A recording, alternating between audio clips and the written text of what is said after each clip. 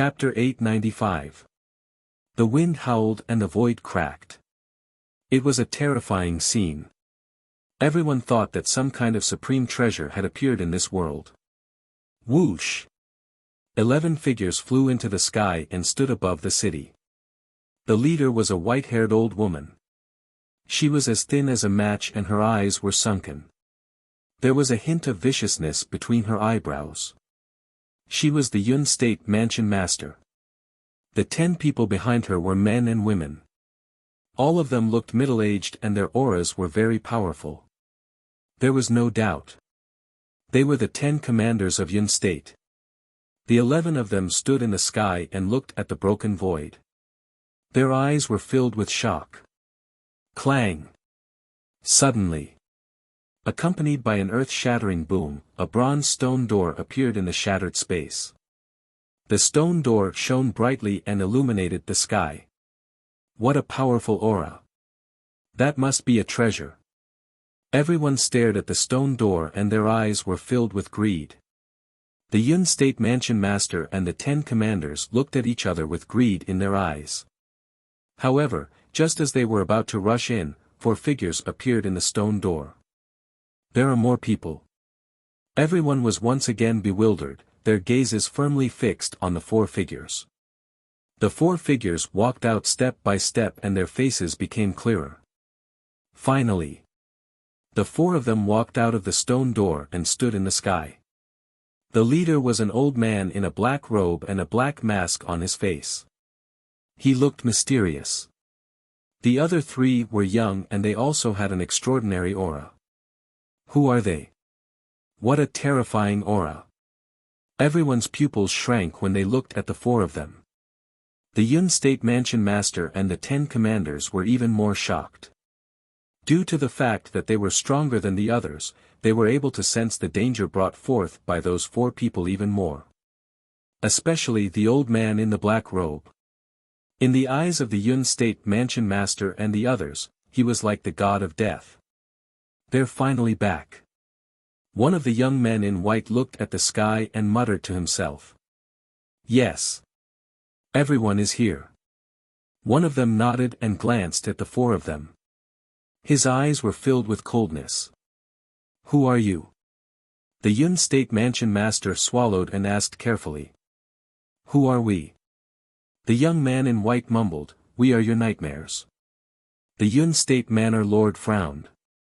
What did he mean by that? Why couldn't he understand? Don't worry. You'll understand soon. The white-robed young man grinned. He took out a facial restoration pill and threw it into his mouth. The young man next to him chuckled and swallowed a facial restoration pill. Immediately, their appearances quickly changed. A short while later, 2 familiar faces and 2 familiar figures appeared in the sight of the Yun State Mansion Master. Qin Feiyang. Situ Tianyu. It's you. The Cloud State Mansion Master's expression changed drastically. The 10 commanders also turned pale with fright. The city was in an uproar. They still remembered clearly that when Qin Feiyang and his group broke into the Cloud State, they destroyed the 3 super families of the state capital, the Xia family, the He family, and the Yuan family. That battle had even alarmed the prefecture lords of the various states. The past was still vivid in his mind. Everyone thought that these people would never come back. Who would have thought that a few years later, they would actually appear again? The most important thing was, now, all of the 9 states and 18 counties already knew that Qin Feiyang was the son of the emperor. Although he had been abolished as a prince, the blood of the emperor flowing in his body was indelible. Such a person was not someone they could afford to offend. Fatso sized up the Yun State Mansion Master and shook his head with a smile. I thought you were very strong, but I didn't expect you to only be an 8 Star Wars sect. An 8 Star Wars sect was already very strong back then, okay? Qin Feiyang rolled his eyes at him. Back then, not to mention the prefecture lords of the 9 states, even the commanders were like gods in their eyes. However, 30 years in the east, 30 years in the west. Now, it was these people's turn to look up to them. The Yun State Mansion Master's heart sank. She had long thought that this day would definitely come, but she didn't expect it to come so soon. What was even more unexpected was that Qin Feiyang and the others' cultivation base had advanced so quickly. Now, even she, as the prefecture lord, was powerless to fight against these people. We have already explained what happened back then, and I have also publicly apologized. What else do you want? The Yun State Mansion Master said. Fat Lord didn't say anything. Yun State is Fat Lord's home. Can't Fat Lord come back? Fatso said. Yes. But now, you are wanted criminals. The Yun State Mansion Master said. Fat Lord knows that those old things in the imperial capital will definitely want us, but so what? Fatso smiled disdainfully. The Yun State Mansion Master's pupils contracted. Thinking back, this man was just the most mediocre descendant of the Situ family. Even the head of the Situ family, Fatso's biological father, didn't think highly of him. But now, he dared to challenge those big shots in the imperial capital. It was really hard to imagine that a person with mediocre aptitude could grow to this point. This was really like the old saying, don't bully a poor young man. Since you're back, we will naturally welcome you. Yun State will always be your home. At this moment, a burly man behind the Yun State Mansion Master said with a smile. This person was about 1.9 meters tall. His upper body was exposed, and his bronze-colored skin and bulging muscles were filled with a valiant aura. The fatty looked at the burly man, and the corners of his mouth lifted slightly. If I remember correctly, you are Mo Wuxian's grandfather, Mo Jun. Am I right? Yes. Mo Jun nodded. We killed your grandson. Don't you hate us? Fatso teased. Mo Jun sighed deeply and said, the past is the past. What's there to hate? Of course, he hated them. But now, he had to suppress this hatred. Because this was the only way to save his life. This was the only way to appease these people. As long as he could appease them temporarily, they would have a chance to report this matter to the imperial capital. When the people from the imperial capital arrived, the new and old grudges would be settled together. You sound sincere, but why doesn't Fat Lord believe you? Fatso looked at him mockingly. Mo Jun said, it doesn't matter if you believe me or not. I've already let go of this matter. But I haven't. Fatty suddenly roared. Like a mad beast, he stared deadly at the Cloud State Manor's lord and the others. Every time I sleep, I hear the screams and pleas of my clansmen, my father, my mother, my grandfather. Those familiar faces always appear in front of my eyes, their faces are filled with helplessness and unwillingness, they seem to be asking me why the Sita clan is so loyal to Yun State, the Mansion Master, and the great Qin Empire. But why did they end up like this? Do you know how I've been through all these years? Every day feels like a year, and I'm living a life worse than death.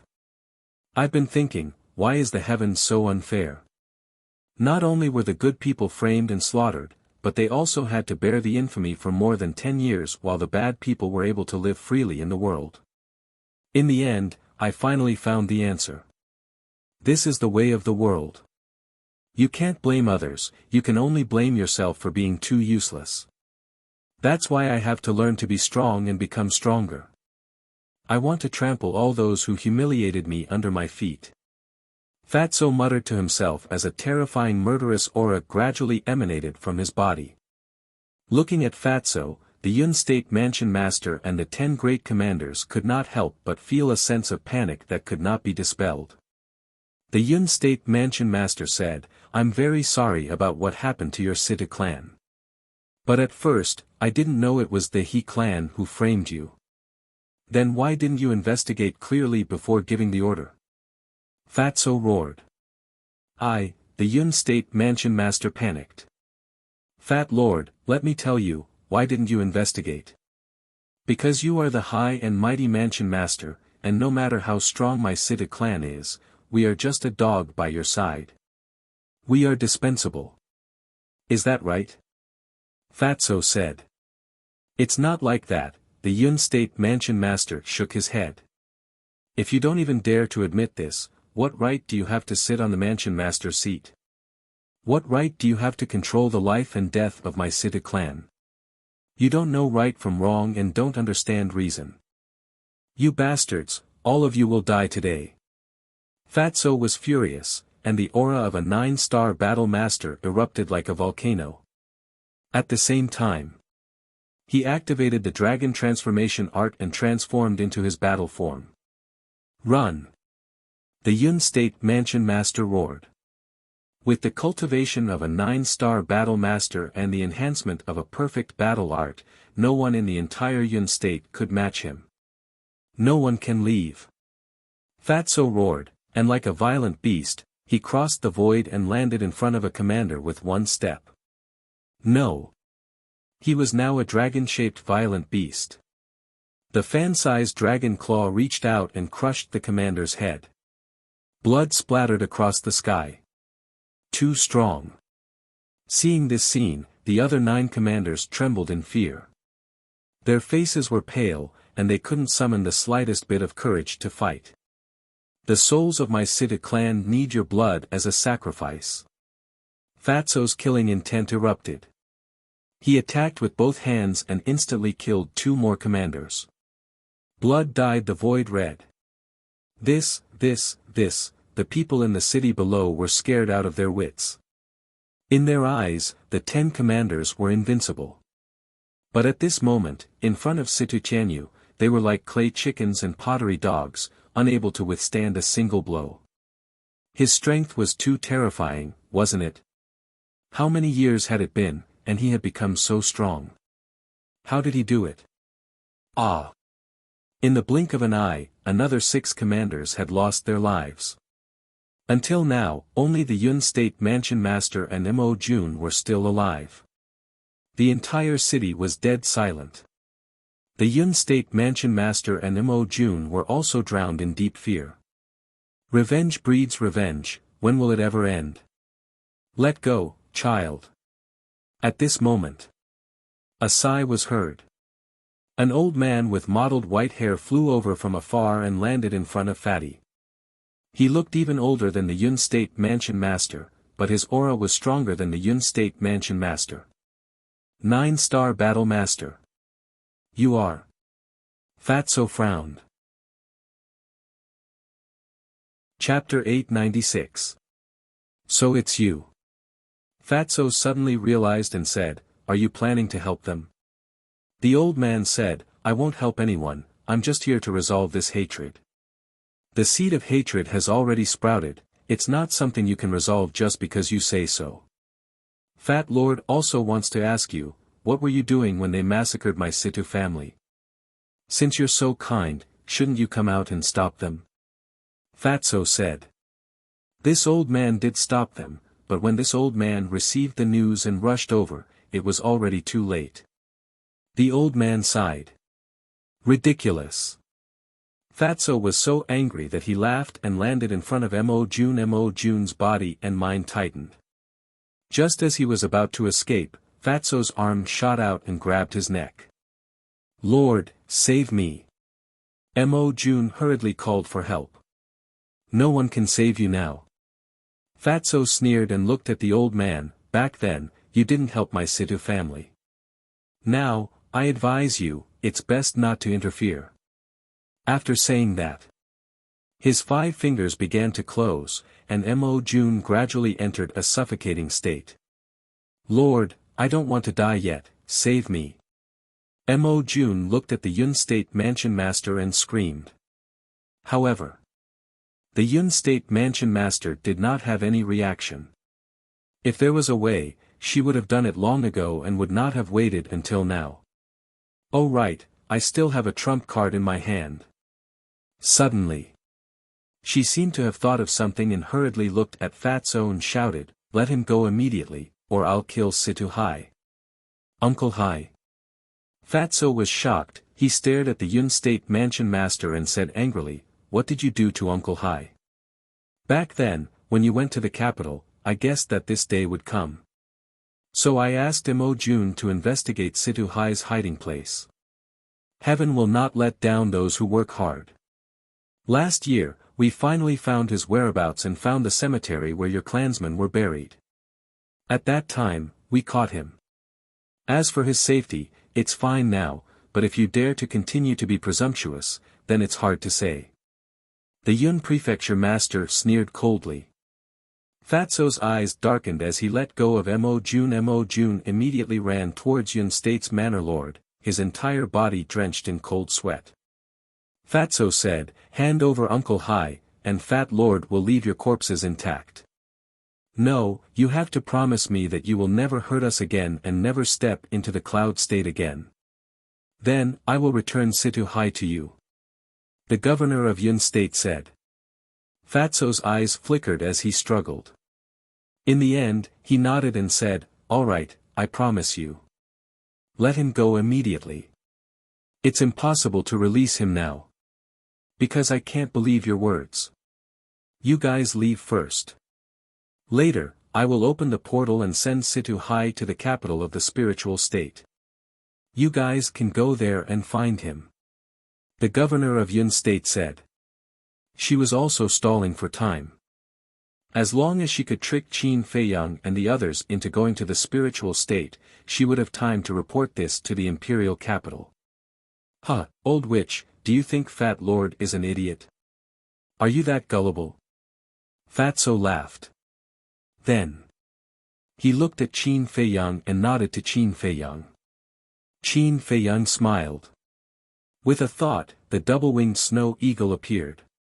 Qin Feiyang said, "Imprison everyone in the capital." Understood. The double-winged snow eagle chuckled. The terrifying Saint Aura was like a raging wave, instantly enveloping the entire capital. Everyone was imprisoned at this moment. The pupils of the former governor of Yun State contracted. It was actually a saint beast. They even had a saint beast by their side. What had these people experienced all these years?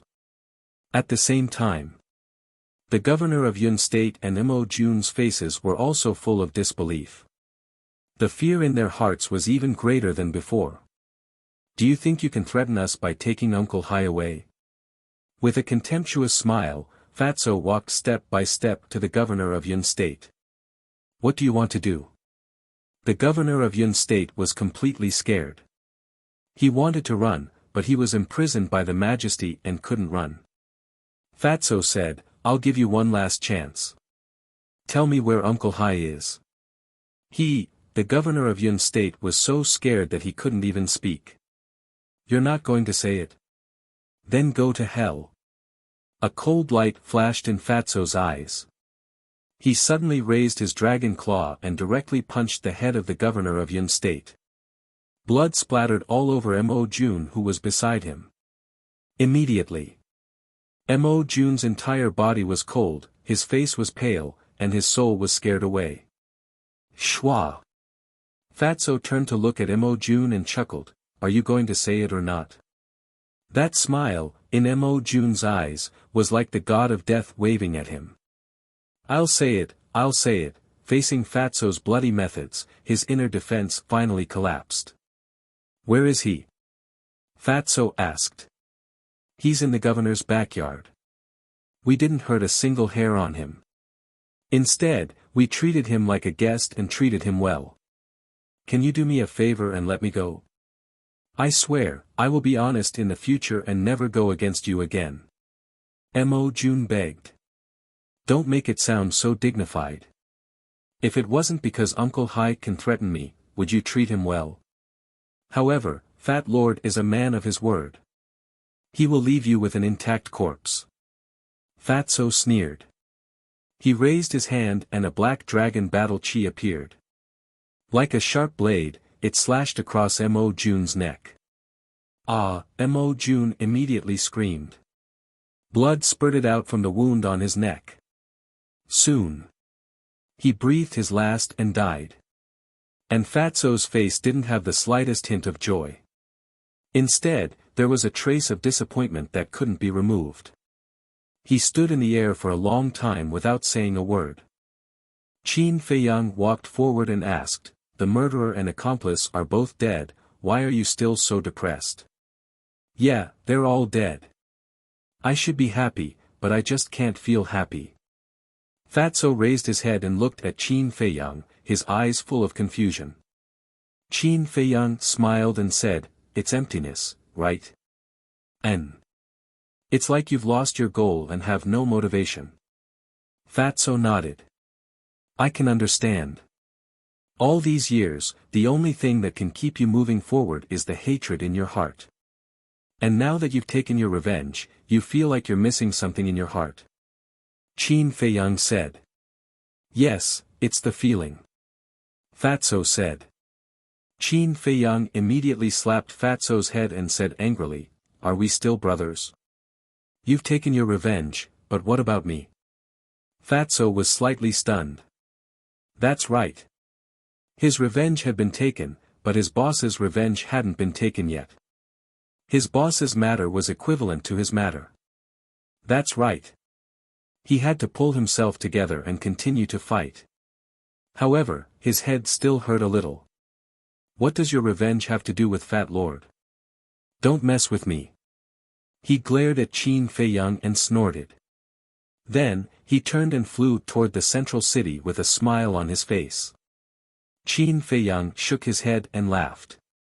He glanced at the previous mansion master and said lightly, "You don't have to report this to the imperial capital, because we'll be there soon." With that, Qin Feiyang nodded to the double-winged snow eagle. The double-winged snow eagle understood and immediately withdrew its holy aura. "I'm old and can't care so much. It's the world of you young people now." The old man glanced at Qin Feiyang and the other two, then turned and left with a sigh.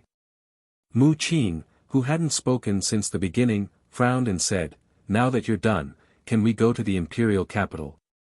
Qin Feiyang pondered and said, "I have to go to the spiritual state again." "Wait for me here." "The spiritual state? Are you crazy? There must be people from the imperial capital in the spiritual state now." Mu Qin said angrily. "I know, but I have to go and find out the situation."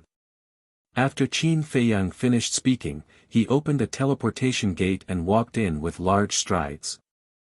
"This bastard really does things his own way." Mu Qin was quite angry. "Don't worry, we have to wait until tomorrow to open the portal and return to the Forgotten Continent," the black-robed old man said telepathically. The portal behind him had already been retracted into his body when Fatso went on a killing spree. Mu Qin raised her eyebrows and turned to look at the black-robed old man. She asked in a low voice, "Ancestor, are you okay?" "I'm fine, just overused my divine power. I just need to rest for a while," the black-robed old man said. Mu Qin said worriedly, "Can you take it when we open the portal tomorrow?" The black-robed old man thought for a moment and said, "By tomorrow, my divine power should have recovered a lot. It shouldn't be too big of a problem." "That won't do. Let's stay a few more days. We'll go back when your divine power has completely recovered," Mu Qin said. "Okay, you arrange it." The black-robed old man smiled. From this conversation, it could be seen that this person trusted and doted on Mu Qin a lot. Spiritual State Capital. East City Treasure Pavilion. In a lounge, a dignified woman in white was sitting at a desk with her head lowered and writing something. Swoosh!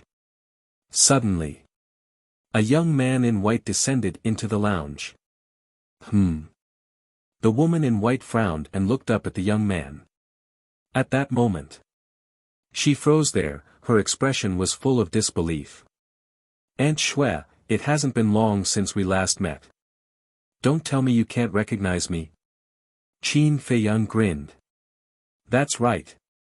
This woman in white was Luo Qingzhu's mother, Luo Qianxue. Is it really you?" Luo Qianxue's body trembled. She put down the pen in her hand, looked at Qin Feiyang, and slowly stood up. It's the real deal. Qin Feiyang said with a smile. Luo Qianxue immediately walked in front of Qin Feiyang. Looking at the familiar but weather-beaten face in front of her, tears couldn't help but fall from her eyes. That was the love and care of a mother for her son. But suddenly, Luo Qianxue seemed to have thought of something and bowed. Greetings, Your Highness. Aunt Xue, what are you doing? I already said that in front of you, I am your son. Qin Feiyang quickly bent down and helped Luo Qianxue up. Okay. No matter what, as long as you come back safely. Luo Qianxue was very happy and excited. She took Qin Feiyang's hand and walked to the side of the coffee table to sit down. Feiyang, Luo Qianxue was about to ask something when Qin Feiyang shook his head and said, Aunt Xue, I can't stay too long this time. I can only tell you about my experience in the past few years slowly in the future. Luo Qianxue was stunned, nodded and asked, Okay, then why did you come back this time? Chapter 897. It's true. Luo Qianxue nodded. Damn it. Qin Feiyang clenched his fists, and his eyes flashed with a shocking light. Originally, the people in the capital wanted to take me, Yi, and Yan Nanshan away. In the end, they let us go under the pleas of Wang Hong and the old master. Luo Qianxue sighed. Qin Feiyang asked, Is the current governor of the spiritual state still Wang Hong? It's him. But he's just a figurehead. Now, there's a large group of invincible black army guarding the city. They won't leave until they catch you. Luo Qianxue said. Qin Feiyang blamed himself. It's all my fault. Don't say that. Whether it's me or the old master, we all treat you as our own child. As long as you're fine, we'll be at ease. Luo Qianxue patted the back of Qin Feiyang's hand and comforted him. But Aunt Xue, I can't be at ease. Qin Feiyang lowered his head, his face full of pain. If Luo Qianxue scolded him or beat him up, he would feel better. But the more she did, the more guilty he felt. Okay, don't blame yourself. Life is short. What you need to do now is to stay alive. Only when you're alive will there be hope. Luo Qianxue touched Qin Feiyang's head dotingly and said. Okay. Qin Feiyang nodded, suppressed his emotions, and asked, Where's Yin Yuanming? Why don't I see him? He's at the auction house. If you want to see him, I'll call him over now. Luo Qianxue said. No need. The fewer people who know about my return, the better. Qin Feiyang waved his hand and smiled. After a moment of silence, he asked, How's Yi? That girl is working very hard. Since you left, she has been in seclusion. Now, it's said that she has suddenly become a 9-star combat emperor. Oh right, there's another little girl. She's on very good terms with Yi now. Yan Nanshan likes her a lot too. I asked Yan Nanshan last time. He said that the girl was your little girlfriend. Is that true? Luo Qianxue looked at Qin Feiyang curiously. Little girlfriend? Qin Feiyang was stunned. Why didn't he know that he had a little girlfriend? Suddenly, a peerless beauty appeared in his mind, and he hurriedly asked, What's her name? What does he look like? She's called you, her. She has long golden hair and always wears a light golden dress. Anyway, she's very pretty. Luo Qianxue said. That's her. Qin Feiyang smiled bitterly. Is she really your little girlfriend? Luo Qianxue was surprised. I guess so. Qin Feiyang sighed deeply and asked, Is she also in the temple? Yes. Furthermore, her cultivation speed is not the slightest bit inferior to Yi's. Right now, she and Yi are known as the twin prides of the inner palace. Luo Qianxue said. What's the point of this? Qin Feiyang sighed inwardly. The person that Luo Qianxue was talking about was definitely the mermaid princess. In order to follow in his footsteps, she actually left the Sea of Despair. Didn't she know how dangerous it was for people on land? If her identity was exposed, not only would she suffer, but the entire mermaid clan would also be implicated. Was it worth it to take such a huge risk for him? What a silly woman. I can't tell. He's usually an honest child, but he's actually hiding a little beauty in the dark. How is it? When are you going to bring her to see me personally? Luo Qianxue didn't know about this and teased. She's in the city now. You can see her anytime you want. Do you still need me to bring her here? Qin Feiyang smiled bitterly. How can it be the same? Luo Qianxue said with a straight face. Yes, yes, yes. When I have time, I'll definitely bring her to see you personally. Qin Feiyang was rather helpless. Luo Qianxue shook her head and laughed. She said with a serious face, let's stop joking. What do you plan to do next? Qin Feiyang said, I'll go to the imperial capital later and see if I can save my mother. As for the future, let's talk about it later. Going to the imperial capital with your current strength, isn't it like sending a lamb to a tiger's den? Luo Qianxue was shocked. I know, but I can't control myself. If I don't go, I'm afraid I can't cultivate in peace. Qin Feiyang said. Luo Qianxue fell silent. After a long while, she smiled and said, if you want to go, then go. But remember, you must survive. Okay. Qin Feiyang nodded. He took a deep look at Luo Qianxue and stood up resolutely. He opened the portal and left. Yunzhou. In the sky above the city. Fatso had already returned. Beside him was a skinny old man in black. It was Situ Hai. Greetings, Your Highness. Seeing Qin Feiyang appear, Situ Hai immediately bowed. Back then, when he learned that Qin Feiyang was the son of the emperor, he was also greatly shocked. It was only then that he understood why Fatso would follow this person so loyally. Qin Feiyang smiled and said, I'm no longer Your Highness. Elder, you don't have to be so polite. No, no, no. Even if you're no longer Your Highness now, I should thank you for taking care of Tianyu all these years. Situ Hai said. Qin Feiyang smiled and didn't say anything else. Can we go now? Mu Qin looked at them and said impatiently. Let's go. Qin Feiyang said. Wait. Situ Hai quickly reached out his hand and turned to Fatso. He said, Tianyu, come with me. I want to talk to you privately. Okay. Fatso nodded and followed Situ Hai to the side. Situ Hai turned around and glanced at Qin Feiyang. He said through voice transmission, Tianyu, I know there are some things that I can't say, but I really can't hold it in. What? Fatso was puzzled. Although everything you have today is because of Qin Feiyang, you've been at his beck and call all these years. It can be said that you've repaid him a lot. Situ Hai thought to himself. Fatso raised an eyebrow and said, what are you trying to say? What I'm trying to say is that now that he's going against the emperor, he won't have a good ending. It's best that you leave him. Situ Hai said. Uncle Hai, you're asking me to be an ungrateful person. Fatso said angrily. This isn't being ungrateful. It's being sensible. You're the only heir left in the Situ family. Nothing can happen to you. Moreover, who's the emperor? He's the ruler of the great Qin Empire. You can't fight against him at all. So, Tianyu, listen to my advice and leave him. I believe Qin Feiyang can understand you. Situ Hai tried his best to persuade him. Shut up. Fatso was angry.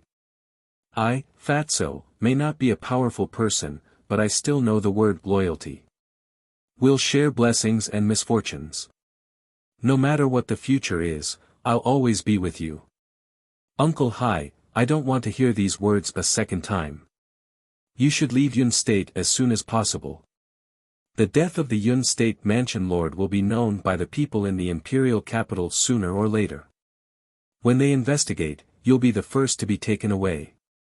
After Fatso finished speaking, he turned around and walked toward Qin Feiyang.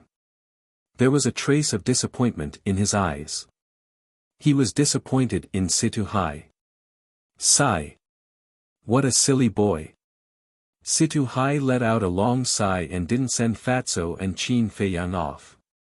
He turned around and flew out of the city, looking extremely lonely. Qin Feiyang glanced at Situ Hai's back, then looked at Fatso and said, "He's actually concerned about you. You know." Fatso frowned. "It's not hard to guess." Qin Feiyang smiled faintly. "Of course, I know he's doing it for my own good, but I can't agree with his behavior. Humans should go out and do something big. What's the point of being a coward?" Fatso said disdainfully. Qin Feiyang shook his head and laughed. Although Fatso was a bit unreliable, no one could deny that he was indeed a loyal person. Clang! At this moment, with a loud sound, a space-time door appeared in front of Mu Qing. Of course, it was just a replica.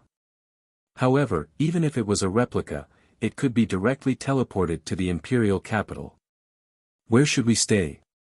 Mu Qing looked at Qin Feiyang and asked through voice transmission. Qin Feiyang said, "We definitely can't stay in the imperial capital. Let's go to the Black Dragon Swamp. We escaped from there." "Okay, let's go to the Black Dragon Swamp." Hearing this name, Mu Qing's eyes were filled with strong murderous intent. Because Mu Shui was killed by Zhuge Mingyang in the Black Dragon Swamp. Although the replica space-time door was not a divine artifact, it was still a divine artifact. With the ability of Qin Feiyang and the others, they couldn't revive it. Therefore, Yiglao had to revive it. And with Yiglao's cultivation, it was too easy to revive a divine artifact. Clang! Old Yi raised his arm and used only a strand of divine power, which was as thin as a strand of hair, to instantly revive the door of time and space. The four of them stepped in one after another. Black Dragon Swamp. After a few years, this place had already changed beyond recognition. However, Mu Qing seemed to be able to sense the aura left behind by Mu Shui before she died. Standing high in the sky, looking down at the ground, grief came from his heart. "Why don't we just get rid of Zhuge Mingyang this time?" Fatso said. Mu Qing wasn't the only one who hated Zhuge Mingyang. Qin Feiyang and Fatso also wanted to kill him. Phew! A moment later, Mu Qing took a deep breath and said, "Zhuge Mingyang must die, but that's only secondary. Let me contact Lu Xingqian first." As he spoke, he took out the image crystal and poured his battle chi into it. The image crystal immediately emitted a hazy light. Qin Feiyang and Fatso looked at each other and looked at the image crystal in Mu Qing's hand. However, after waiting for a long time, Lu Xingqian actually didn't respond. Fatso said in surprise, "Could it be that he was really caught?" "It's possible," Qin Feiyang secretly said. "But that's not right. The imperial tutor was just taken away by the snow python yesterday. Logically speaking, he should still be in Forgotten Continent." Fatso said in bewilderment. "What logic? Doesn't the snow python know how to use the teleportation gate? Moreover, it can even easily suppress a false god, let alone the distance between the central divine kingdom and the glacier forest. I reckon that the imperial tutor had already been driven out by it yesterday." Qin Feiyang rolled his eyes at him. If the imperial tutor really came back, then according to his personality, there was a high chance that he would make a move on Lu Xingqian and the others. Although Lu Xingqian had a spatial divine object that could move, if the imperial tutor personally appeared and caught him off guard, then it would be almost impossible for Lu Xingqian to escape. Because the imperial tutor could use his divine sense to capture the location of the spatial divine object. Chapter 898. While Qin Feiyang and Fatso were secretly talking, Mu Qing and Yiglao were also secretly communicating. Mu Qing said in a deep voice, "It seems that as Qin Feiyang said, Lu Xingchen has met with an accident. He can't have an accident. But now, I have to find a place to recover my divine power, so I'll leave it to you to gather information." Yiglao said. "Okay." Mu Qing responded, put away the image crystal, looked at Qin Feiyang and said, "Let's go into the city to find out the situation first." "Okay." Qin Feiyang nodded, and then sent Fatso to the castle. Seeing this, Mu Qing's eyes flashed, and said, "Why don't we let Yiglao go to the castle to recover his divine power? In this way, if anything happens to us in the city, he can help us in time." "That's not necessary. As long as we are careful, there shouldn't be any big problems," Qin Feiyang said. What kind of joke was this? Letting a fake god go to the castle, wouldn't he be able to do whatever he wanted? Mu Qing frowned and said helplessly, "We are now grasshoppers on the same rope. Is there a need to be so careful?" Qin Feiyang said with a faint smile, "It's hard to know what's in a person's heart. It's better to be careful." Mu Qing was seething with anger. "Qingper, don't force me. I can find a place anywhere," Yiglao said with a smile. "Okay." Mu Qing took a deep look at Qin Feiyang, took out a phantom elixir, and changed into a sallow and emaciated young man. Qin Feiyang also took the phantom elixir and turned into a thin and sickly young man. "Where are we going?" Mu Qing looked at Qin Feiyang and asked. "Fragrant Moon Tower." Qin Feiyang's eyes flashed as he opened the portal. The two of them walked in one after another. The Fragrant Moon Inn was located in the first district. Qin Feiyang was not unfamiliar with this place at all because Qin Yu and Qin Shi had stayed in the Fragrant Moon brothel before. Even after so many years, the Fragrant Moon brothel was still bustling with activity. On the street in front of the door, there was an endless stream of people and carriages. One by one, young men and women in luxurious clothing walked in and out. Many of them had a small sword symbol embroidered on their clothes. These were the disciples of the Temple of Gods. Swish! Qin Feiyang and Mu Qing appeared in the crowd. There were all kinds of people on the street, so even if there were two more people, no one would care. The two of them scanned their surroundings and entered the Fragrant Moon brothel. "Are the two of you having a meal?" A waiter came up to greet them. He looked at Qin Feiyang and Li Wuyo with a lukewarm attitude. Their current appearances were too ordinary. It was hard to believe that they could spend money in a high-end restaurant like the Fragrant Moon brothel. "Let's eat." Qin Feiyang smiled faintly. "Come with me." The waiter glanced at the two of them and then led them to a corner of the lobby. Although the two of them looked poor, one couldn't judge a book by its cover after all. Besides, although the Fragrant Moon brothel was not a super force, it had a certain reputation in the capital. No one dared to dine and dash here. At the same time, Qin Feiyang was also scanning the people in the lobby. Although it was still morning, there were many people drinking and chatting here. However, the topics they discussed were basically trivial matters that didn't have much value. As they walked, Qin Feiyang suddenly noticed that there were two young men sitting opposite each other at a table. Both of them had outstanding appearances and extraordinary temperaments. One of them was quite tall, about 1.9 meters. The other was slightly shorter, about 1.75 meters. There was a small sword symbol on their chests.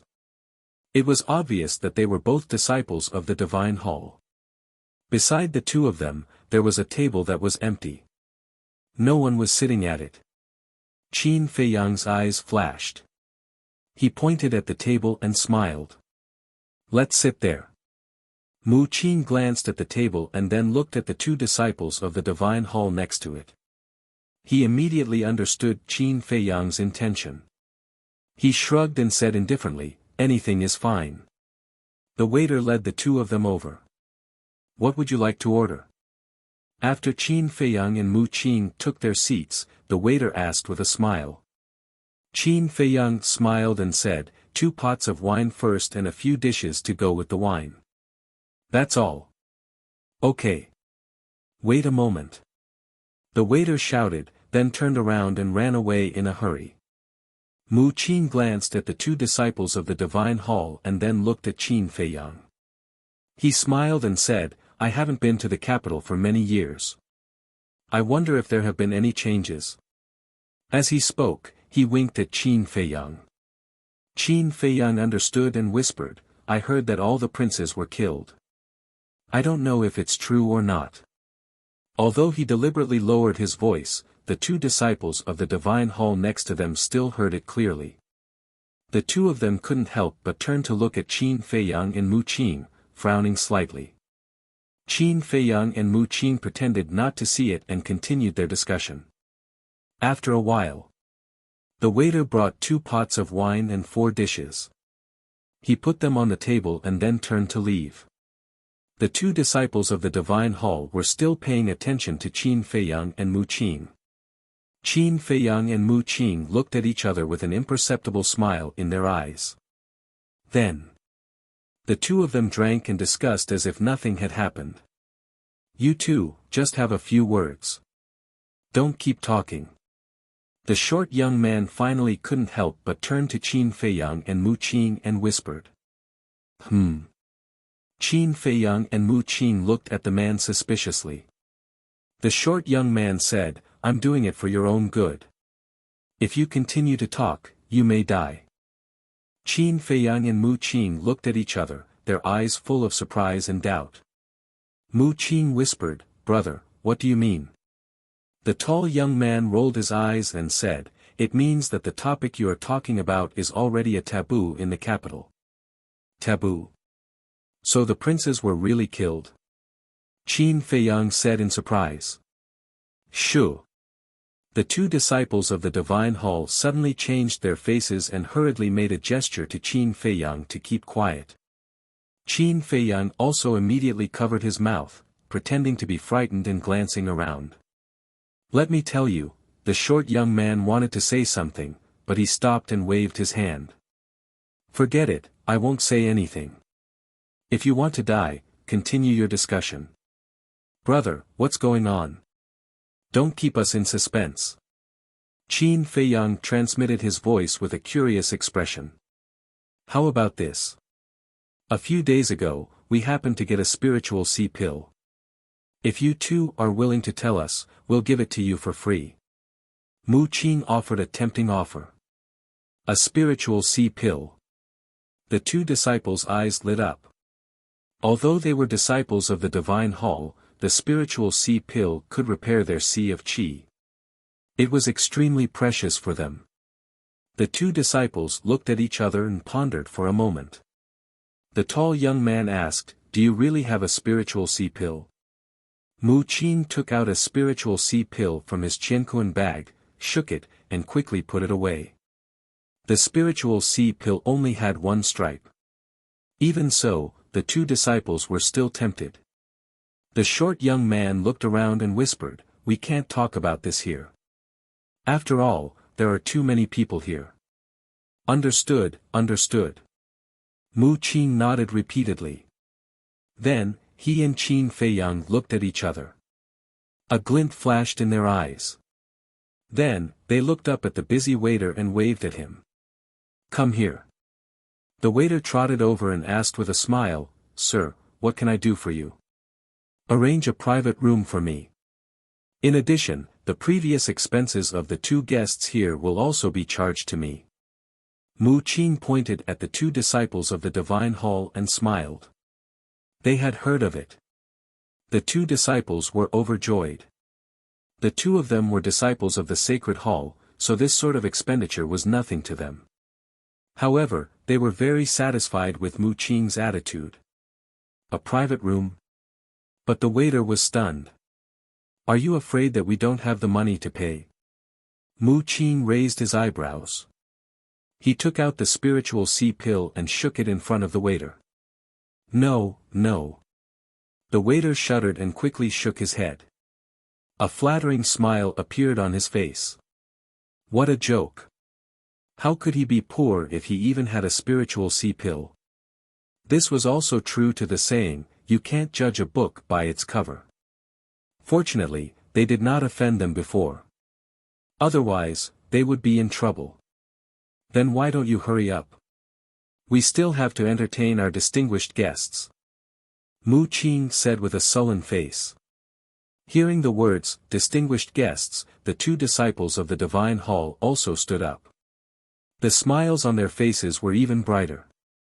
The waiter also looked at the two people with a surprised look. They actually knew disciples of the divine hall. All the more reason to treat them with respect. For young masters, please follow me. The waiter smiled flatteringly and quickly led the four people upstairs. Soon, they entered a private room on the fourth floor. Qin Feiyang said a few words to the waiter and then let him leave. Mu Qing immediately took out the spiritual sea pill and handed it to the two people with both hands. The short young man took it with a smile. He shook his head and said with a smile, I didn't know that the two of you were rich. Rich? Qin Feiyang and Mu Qing looked at each other. However, with their wealth, they were indeed worthy of the title of local tycoons. Please sit down. Qin Feiyang stretched out his hand and said with a smile. The four people sat in a circle. After a while, the waiter brought 4 jars of the fragrant Moon restaurant's best wine and more than a dozen delicious dishes. How generous! The two disciples of the divine hall looked at the dishes on the table and laughed happily. The dishes on the table were estimated to cost at least hundreds of thousands of gold coins. Come, come, come. Don't be polite. Let me propose a toast to the two of you. Next. Qin Feiyang and Mu Qing did not ask anything. They just drank with the two of them. After the 4 jars of wine were finished, they ordered another 4. In the end, the two disciples of the divine hall were a little drunk. It was also at this moment that Qin Feiyang and Mu Qing looked at each other. A cunning smile flashed across their eyes. Qin Feiyang asked calmly, brothers, are the princes really dead? Dead. The eldest prince, the second prince, and the 15th prince are all dead. They were killed by a man named Qin Feiyang. Feng Yun and Lin Dian, the 2 sons of Marquis, also died in his hands. He is really a killer. By the way, do you know who Qin Feiyang is? He is the 14th prince who was destroyed and expelled from the imperial capital. A few years ago, he came back to take revenge. It is said that he even fought with the emperor. He is extremely cruel. Now, only a group of princesses are left in the imperial palace. But I heard that His Majesty and Empress gave birth to a Ryuko last year. Chapter 899. Another Ryuko. Qin Feiyang furrowed his brows. Mu Qing was also a little surprised. She smiled secretly and said, congratulations, you have another brother, and he is your biological brother from the same father and mother. Qin Feiyang's face darkened. My mother's position as the empress has already been abolished. Don't you know? Mu Qing was slightly taken aback. She smiled bitterly and said, don't mention it. I really forgot. The current empress seems to be the first prince's mother. Yes. Qin Feiyang secretly responded. Mu Qing's eyes flashed. She smiled and said, then I'm afraid no one can take away her position as the empress. Because there was a saying in the royal family. A mother's status depended on her son. And now, all the children of the emperor were princesses. It was impossible for a princess to inherit the throne. So, the Ryuko born by the emperor and empress would definitely be the future crown prince. If there were no accidents, he would definitely become the future emperor of the great Qin Empire. Qin Feiyang glanced at Mu Qing. A cold light flashed in his eyes. It's still too early to talk about this. Then I'll wait and see. Mu Qing smiled secretly. Then she looked at the two disciples of the Divine Hall and asked, "What's the name of this Ryuko?" The short young man said, "I think he's called Qin Haotian, the same name as the 14th prince. It seems that the emperor is going to let this Ryuko completely replace Qin Feiyang. Because Qin Feiyang's real name is Qin Haotian. To be honest, this Qin Feiyang is quite pitiful. As the former top genius of the imperial capital, even Zhuge Mingyang's halo was overshadowed by him. Moreover, he was the most promising prince to inherit the throne. It's really a pity that he has fallen to this point." The tall young man also sighed. "Replace me." Qin Feiyang clenched his fists, and there was a sharp light in his eyes. Although he no longer used the name Qin Haotian, he abhorred the emperor's actions. The short youth said, "I also heard that the emperor created another bright sky palace for this Ryuko." What? The anger in Qin Feiyang's heart almost exploded. Putting aside the fact that they had given him the same name, they had even created a new Dawn Celestial Palace. This wasn't just a replacement, it was a complete humiliation to him. Mu Qing did not comfort Qin Feiyang. Instead, she pursed her lips playfully. It was easy to imagine that Qin Feiyang had the urge to kill someone, but he had no choice but to hold it in. He liked to see Qin Feiyang fall into this kind of situation. But he was disappointed. Qin Feiyang quickly calmed down.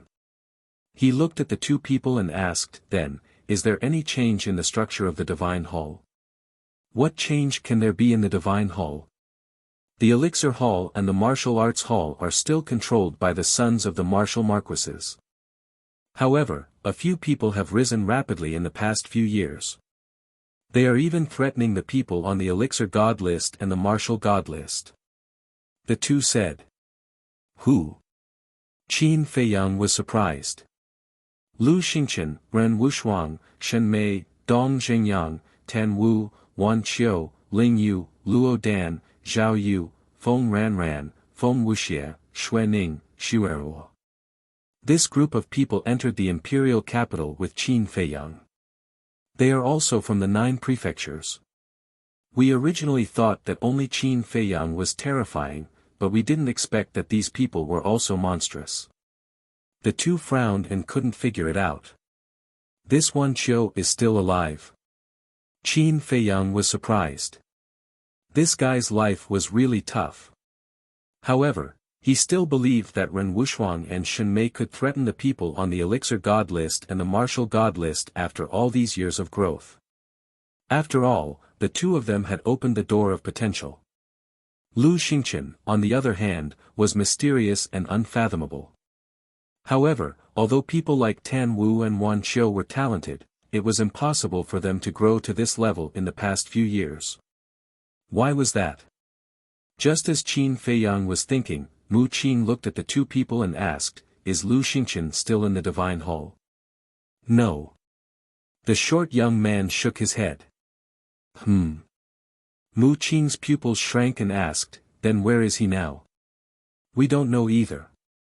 Late last night, the state preceptor suddenly came to the Divine Hall with the law enforcers and took away Lu Xingqian, Shen Mei, Ren Wushuang, and Dong Zhengyang. The short young man said. Mu Qing suddenly turned his head to look at Qin Feiyang and said, "Bastard, you lied to me." "Did I lie to you?" Qin Feiyang looked at him innocently. "You told me that Lu Xingqian had been locked up in the divine prison for a long time, but now they said that he was taken away last night and they didn't lie to me." Mu Qing said angrily. Qin Feiyang said, "Then I'm not wrong. He must be locked up in the divine prison now." "Humph." Mu Qing snorted and asked, "Then what do you think we should do next?" Qin Feiyang pondered for a while and said, "We can only think of a way to sneak into the back mountain of the imperial palace and see if we can enter the divine prison. Not to mention the back mountain, even if it's the gate of the imperial palace, with our current ability, we can't sneak in." Mu Qing said in a deep voice. "Brothers, this is actually not a secret. Everyone in the imperial capital knows about it, but they don't dare to talk about it. But why do you look like you don't know anything about it? The two disciples of the divine palace looked at Qin Feiyang and Mu Qing suspiciously. Qin Feiyang said with a faint smile, "We have been cultivating in the mountains all these years and have not inquired about the situation outside." "I see." The two of them nodded in realization. Next, Qin Feiyang and Mu Qing drank with the two of them again and also got a lot of other news. At night, the bustling city gradually quieted down. At midnight, in the sky, the waning moon hung high. Sometimes a dark cloud floated by, blocking the waning moon, making the land look extremely dim. Inner city. In a certain alley, two black shadows shuttled back and forth silently in the night. Inner city. There was no bustling downtown. Because the divine palace and the mansions of the marquis were all entrenched in the inner city. Therefore, the night in the inner city was even quieter than the 10 districts outside. And those two black shadows were Qin Feiyang and Mu Qing. The two of them passed through the alley and entered a wide street. On both sides of the street were rows of lush trees. The two of them hid in the shadows of the trees and advanced quickly. A moment later, Qin Feiyang suddenly stopped and stood behind the tree, looking at the opposite street. On the opposite side, there was a door, golden and dazzling, rather imposing. Behind the door was a huge mansion. At the door, two large lanterns were hanging, emitting a bright candlelight. Through the candlelight, one could clearly see that there was a plaque made of gold hanging above the door.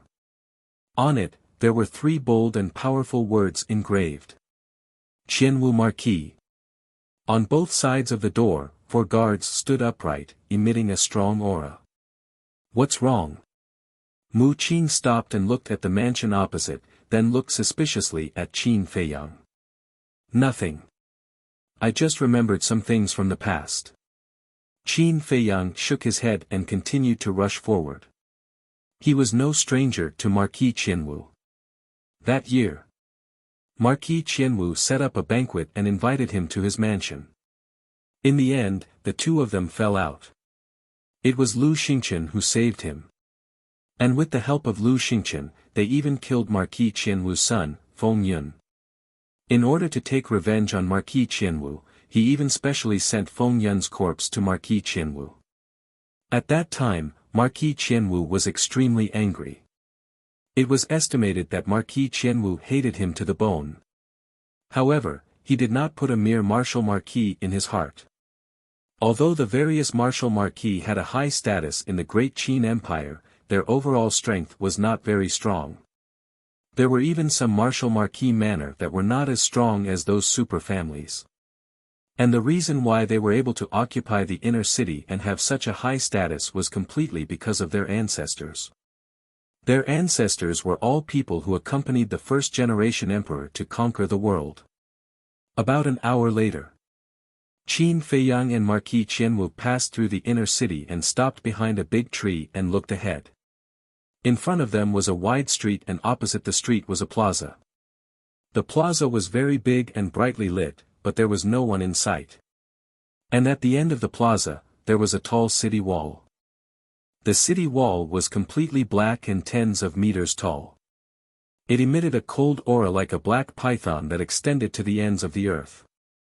And in the middle of the plaza, there was a city gate with 2 grand words above it. Imperial Palace. That's right.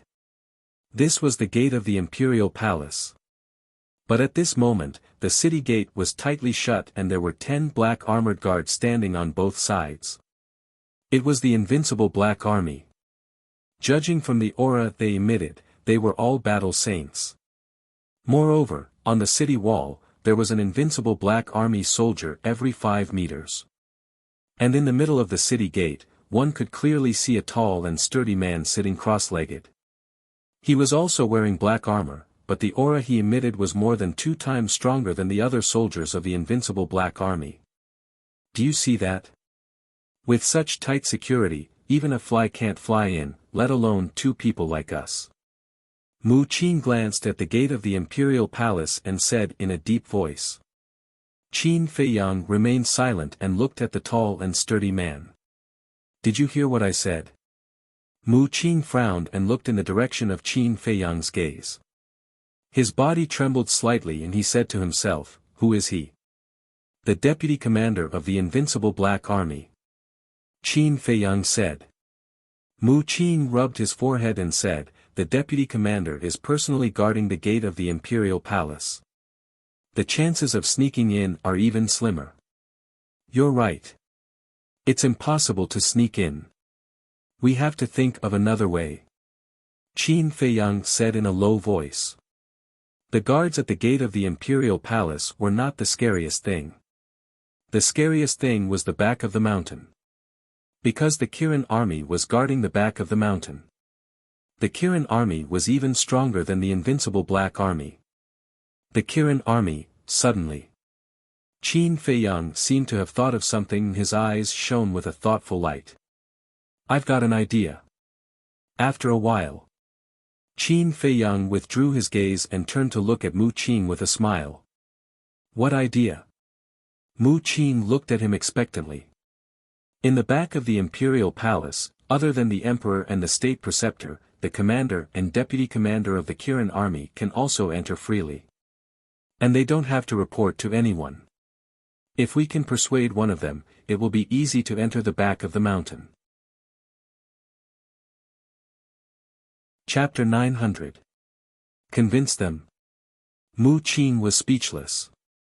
It was not hard to imagine that the commander and deputy commander of the Kirin army were the confidants of the emperor. To convince them, it was better to just barge in. Qin Feiyang laughed. I know it will be hard to convince them, but I am confident. Are you sure? Although Qin Feiyang looked confident, Mu Qin was still doubtful. Follow me. Qin Feiyang turned and walked down the left side of the street. Mu Qin chased after him and asked suspiciously, where are we going? The commander and deputy commander of the Kirin army, although they have been staying in the imperial palace, they still have family. Qin Feiyang said. So that's how it is. Mu Qin nodded. After about 100 breaths, the two of them entered an alley and entered the opposite street. Then Qin Feiyang stopped in the middle of the street and looked around. One after another, huge mansions, were situated on both sides of the street in picturesque disorder, but they were all Wuhou government. Mu Qin stood silently at the side, seeing Qin Feiyang not moving, she frowned. Do you remember? I went there a few times when I was young, it should be around here. Qin Feiyang muttered. When you were young. Mu Qin's forehead was filled with black lines. When Qin Feiyang was young, it was before he was 10 years old. After so many years, everything had changed, how could she find it? This bastard, he was indeed unreliable. I remember, the commander's mansion of the Kirin army is beside a crossroad. On both sides of the mansion's door, there are two stone-carved taotai. Qin Feiyang said. Crossroad, taotai. Mu Qin scanned the two sides of the street, pointed to the right and said, there is a crossroad there. Let's go and take a look. Qin Feiyang said. The two of them silently sneaked over. Before they even got close, they saw two taotai statues in front of the gate of a mansion. The two stone sculptures were vivid and lifelike. Their mouths were wide open and their eyes were glaring furiously, exuding a menacing aura. Right here. Qin Feiyang stopped under a big tree on the side of the street. Like a ghost, he looked at the mansion across the street. There were 4 guards standing guard in front of the door.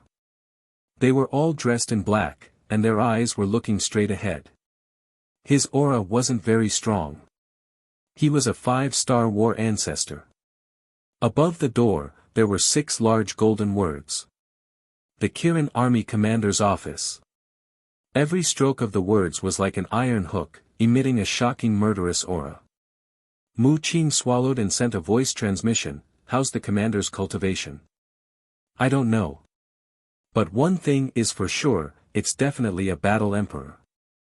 So, remember to be careful. Qin Feiyang secretly warned. Mu Qin nodded. However, as if he suddenly thought of something, his expression changed slightly, and he said in surprise, "Are you going to break in like this? Do you think I'm stupid?" Qin Feiyang rolled his eyes at him. Although the Qilin army's commander wasn't in the mansion, one didn't need to think to know that there was definitely a powerhouse keeping watch inside the mansion. Breaking in like this was simply courting death. Then what are you going to do?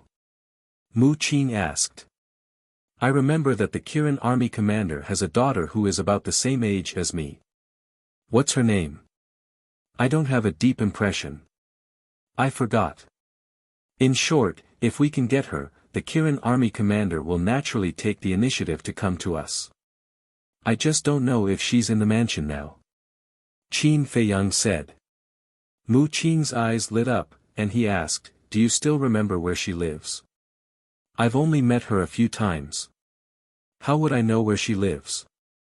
Qin Feiyang rolled his eyes at him. Mu Qin said, Then let's sneak in first, and then slowly look for her.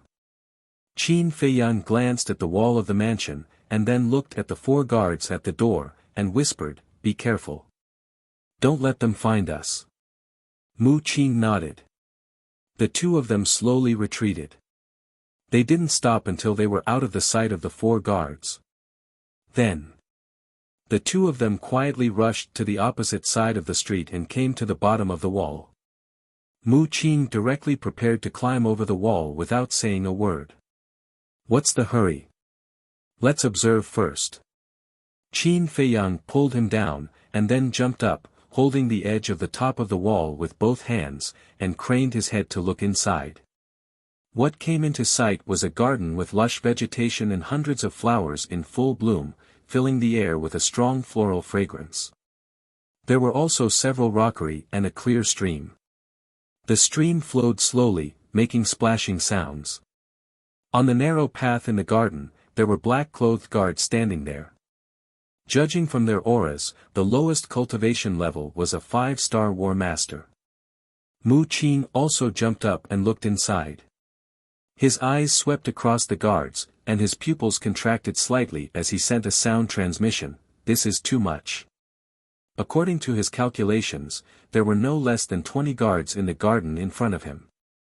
Basically, there was a sentry every 3 steps and a sentry every 7 steps. That's why I asked you to observe first. If you were to climb in like you did just now, you would definitely be discovered. Qin Feiyang thought. Then, his aura was restrained to the extreme, and his movements were abnormally careful. He climbed up the wall and gently landed on the grass below. Mu Qin also climbed in, and was also extremely careful. Even his breathing and heartbeat were controlled to the minimum. Then, the 2 of them hid behind a small tree and looked at the guards. Mu Qin thought, We haven't been discovered, let's go. The 2 of them were about to take a step forward. But suddenly, from the small tree in front of them, 2 green lights shot out. Immediately, the 2 of them couldn't help but feel a chill run down their spines. They didn't even have time to see what the green light was before they hurriedly retreated. Who is it? It was also because their movements were too big that they alarmed the guards. They all turned their heads to look at the 2 of them. Who are you? What's your purpose in sneaking into the commander's mansion? More than 10 guards immediately cut through the air and surrounded Qin Feiyang and Mu Qin. Damn it! Qin Feiyang and Mu Qin glanced at the guards, their faces extremely gloomy. They had just snuck into the mansion and were actually exposed. It was really a bad start. Hurry up and report your names. Seeing that Qin Feiyang and Mu Qin were silent, one of the guards shouted sternly. At this moment, the commotion here also alarmed the guards further away. They all rushed over with incomparably sharp gazes. Shwa! It was also at this moment. The 2 green lights stopped in the air. They were actually 2 small green snakes. They were very small, about the size of chopsticks. The snakes flicked their tongues and were as green as jade. If they blended with the leaves and grass, it would be impossible to detect them. On the surface, these two small snakes didn't seem to be a threat at all. Spirit snake. But when Qin Feiyang and Mu Qing saw the true appearance of the small snakes, their expressions changed drastically. The phantom serpent was an extremely rare and terrifying beast. But what was terrifying was not their strength but their physical characteristics. Not only were they small, but they could also change the color of their skin according to the changes in the environment. In short, they were just like chameleons. However, this was only a secondary matter. The most terrifying thing about them was that they didn't have any smell at all. For example, other snakes would emit a fishy smell. Not to mention snakes, even other ferocious beasts, or even humans, would more or less have some scent on them. But spirit snake didn't have it at all. Moreover, not only did they have no smell, but they also didn't have any aura. It wasn't because they had restrained their aura, but because they were born without it, and it had nothing to do with their cultivation. Even if they cultivated to War Master, War Saint, or even War King, they would not reveal the slightest bit of their aura. Just like their name, they were like ghosts. It wasn't an exaggeration. If they didn't appear on their own, even if they were under your feet, you wouldn't notice them. Mu Qing's face was gloomy to the extreme, his eyes were filled with anger, and he thought to himself, "Why didn't you say earlier that there was a spirit snake here? When I came here when I was young, I never heard of a spirit snake." Qin Feiyang sent a sound transmission, and also felt a headache coming on. The spirit snake's attack power wasn't high, but they were colorless and odorless, and were good at camouflage. Although their venom wasn't fatal, it could numb one's nerves. It could be said that they were natural guardians. This Kirin army commander was also smart, to actually let them guard the mansion. Then what should we do now? Mu Qing was burning with anxiety. It was no longer realistic to hide in the castle at this time. Because once they disappeared into thin air, what would the guards think? "Don't worry, there will be a way," Qin Feiyang secretly said, trying to calm himself down. "Don't think that you can get away with it if you don't say anything. I'm telling you, if you don't make it clear today, you will all die. Don't even think about escaping, our mansion has more than these two spirit snakes. Look at your feet." One of the guards sneered. And more guards surrounded them, and now there were more than 30 people. Feet? Qin Feiyang and Mu Qing were stunned, and they quickly looked down, and their faces suddenly turned pale. They saw that in the grass under their feet, spirit snakes kept coming out. They were only the length of chopsticks. Densely packed.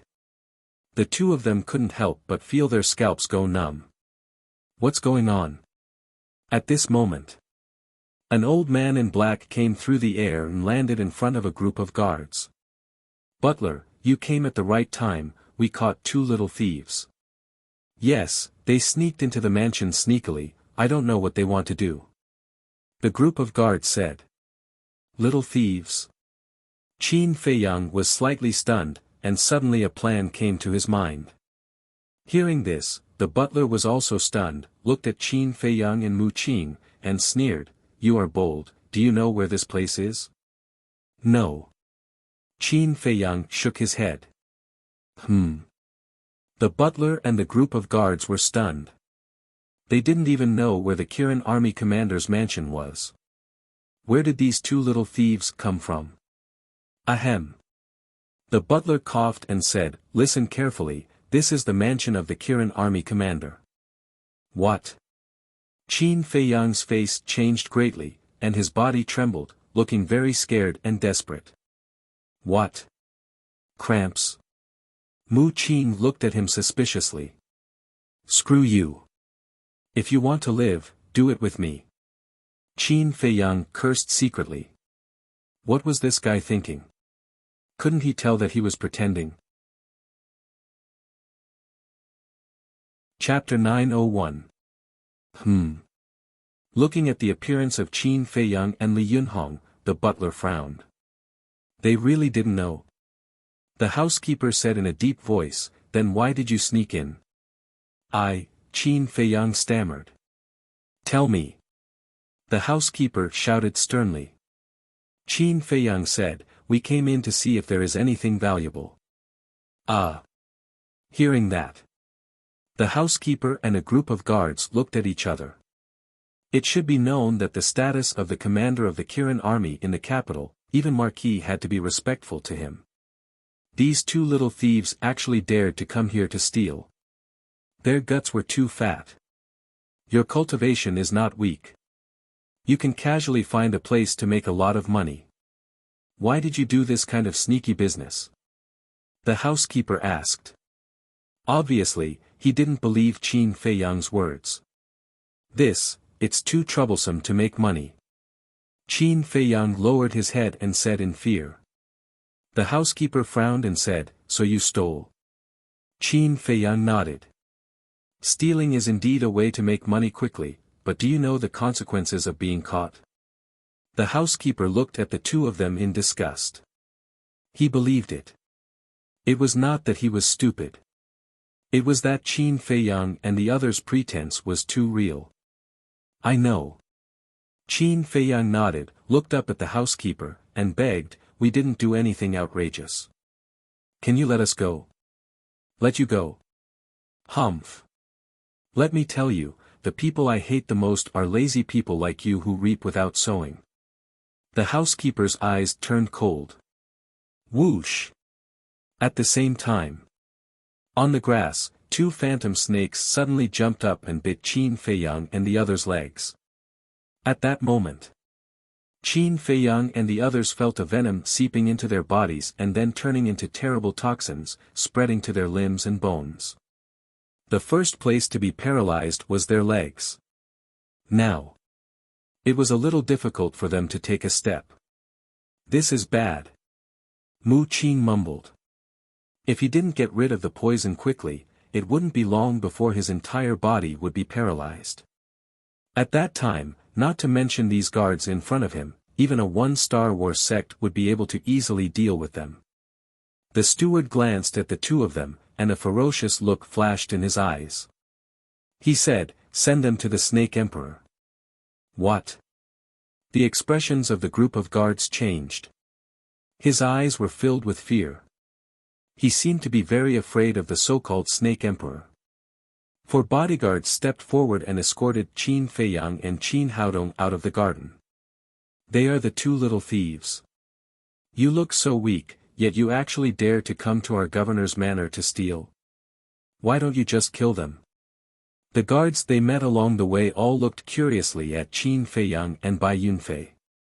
When they found out that Qin Feiyang was going to be given to the Snake Emperor, all of them turned pale with fright. Looking at the expressions of these people, Qin Feiyang and Bai Yunfei became more and more bewildered. The four guards carried the two of them through layers of halls and arrived outside a dark forest. There were no guards here. The poison in Qin Feiyang and Bai Yunfei's body had already spread to their arms. Mu Qin glanced at the small forest and asked, "For big brothers, what is the Snake Emperor?" "You'll know later." The four of them sneered and carried the two of them into the small forest. Ding dong. Walking and walking. A burst of melodious zither music floated into the ears of Qin Feiyang and Bai Yunfei. The sound of the zither came from behind the small forest. "Who's playing the zither?" The two of them were surprised. "Mississippi," one of the guards said expressionlessly. N. Qin Feiyang and Bai Yunfei looked at each other. This was really a case of wearing out iron shoes in a fruitless search, only to find it without any effort. Soon, they walked out of the small forest and a lake entered their line of sight. The lake was about a few hundred feet in front of the small forest. The light of the waning moon spread down, and the lake was rippling with layers of light. Except for the melodious zither music, there was no other sound here. It was dead silent. But the sound of the zither was still farther across the lake. The four guards didn't continue to move forward. They stopped in front of the lake and looked at it. By now, Qin Feiyang and Bai Yunfei had been paralyzed except for their heads. If they weren't held by the 4 guards, they might not be able to stand steadily. Mu Qing said anxiously, "For big brothers, we really know we're wrong. Please have mercy on us, okay? The moment you stepped into the mansion, your fate was already decided." One of them said expressionlessly. Dong! Immediately. The 4 of them lifted Qin Feiyang and Mu Qing and threw them directly into the lake, splashing water. Then. The 4 guards turned around and left quickly. They looked very anxious. They felt that there was a man-eating beast lurking in the lake. In the lake. The lake water was very clear, but a little cold. Qin Feiyang and Bai Yunfei's bodies were paralyzed and kept sinking. "Bastard, why don't you think of a way?" Mu Qing secretly transmitted her voice and glanced below vigilantly. Her face was full of anxiety. Without a doubt. The Snake Emperor must be in this lake. Splash! Before her voice died away. At the bottom of the lake below, a shocking undercurrent emerged. Qin Feiyang and Bai Yunfei were shocked. They hurriedly looked down and were dumbfounded. Although there was an undercurrent below, they didn't see any trace of a beast. And they didn't sense the aura of a beast. What's going on? The 2 of them were surprised. The undercurrent was getting fiercer and fiercer. They also felt a strong sense of crisis that was rapidly approaching. No. There must be something in here. Mu Qing's face was gloomy. Could it be? Qin Feiyang suddenly seemed to think of something, and his eyes trembled slightly. "What is it?" Mu Qing asked. "They are all talking about the Snake Emperor. I think it should be a spirit Snake Emperor." Qin Feiyang said. Yes, yes, yes, it must be." Mu Qing quivered and nodded repeatedly. The spirit snake could change the color of its skin at will. In the water, it could also change the color of its skin to the same color as the water. In this way, it mixed with the lake water and it was difficult to see it with the naked eye. However, even if the 2 of them discovered this, they couldn't do anything to the spirit snake emperor. Because the spirit snake emperor didn't have any aura, they didn't know how strong it was or where it was. They could only pay attention to the undercurrent. Generally speaking, the water in the lake was still. There was only one situation where there would be an undercurrent. That was, something was swimming in the water. In other words, this undercurrent was generated when the spirit snake emperor was swimming.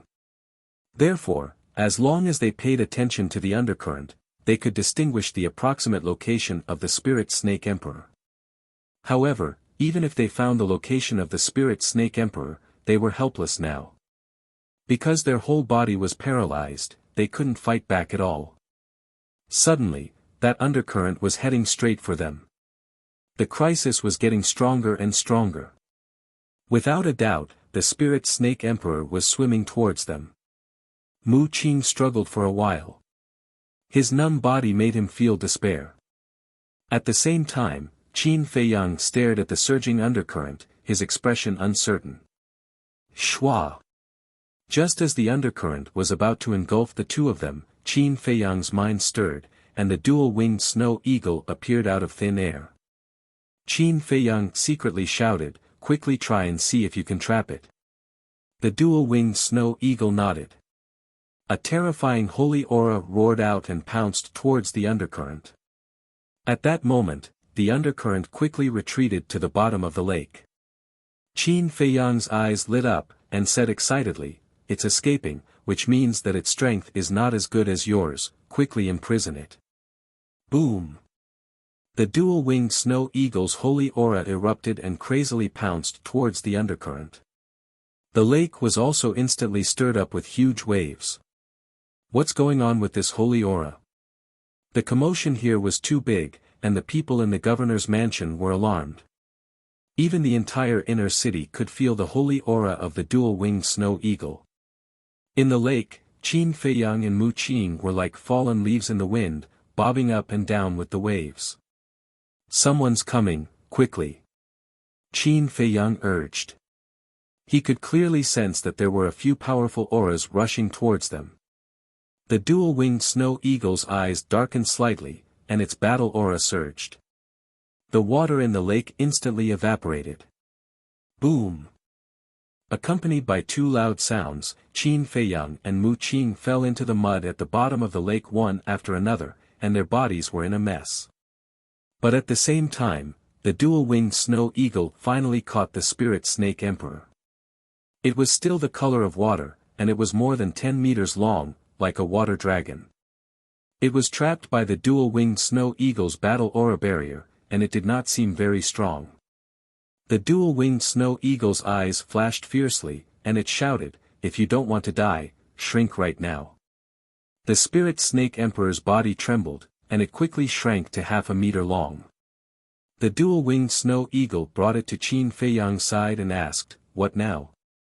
Qin Feiyang said in a low voice, "Bring Mu Qing here, and let's hide in the castle for a while." The dual-winged snow eagle flapped its wings and landed beside Mu Qing. Then, its battle aura surged and swept Mu Qing up, and it quickly returned to Qin Feiyang's side. Qin Feiyang said, "Grab my hand." The dual-winged snow eagle immediately reached out its claws and grabbed Qin Feiyang's wrist. Then, Qin Feiyang's mind moved, and the two men and two beasts disappeared without a trace. Not long after they entered the castle, 6 figures descended on the lake. The leader was a red-haired old man wearing a fiery red robe. His aura was unfathomable. The other 5 were all middle-aged men wearing black robes. Their brows were emitting a murderous aura. Looking at the lake, their faces were gloomy to the extreme. Whiz! Not long later, the steward of the governor's mansion also rushed over. He scanned the lake below and asked in shock, "What's going on?" The red-haired old man said in a deep voice, "I want to ask you the same thing." The steward's face paled. After pondering for a while, he asked in surprise, "Could it be them?" "Who?" The red-haired old man asked, his eyes like a blade, aggressive. The steward said, "Not long ago, we caught 2 thieves who snuck into the mansion to steal." "And then?" The red-haired old man said, "I asked the guards to send them here as food for the snake emperor.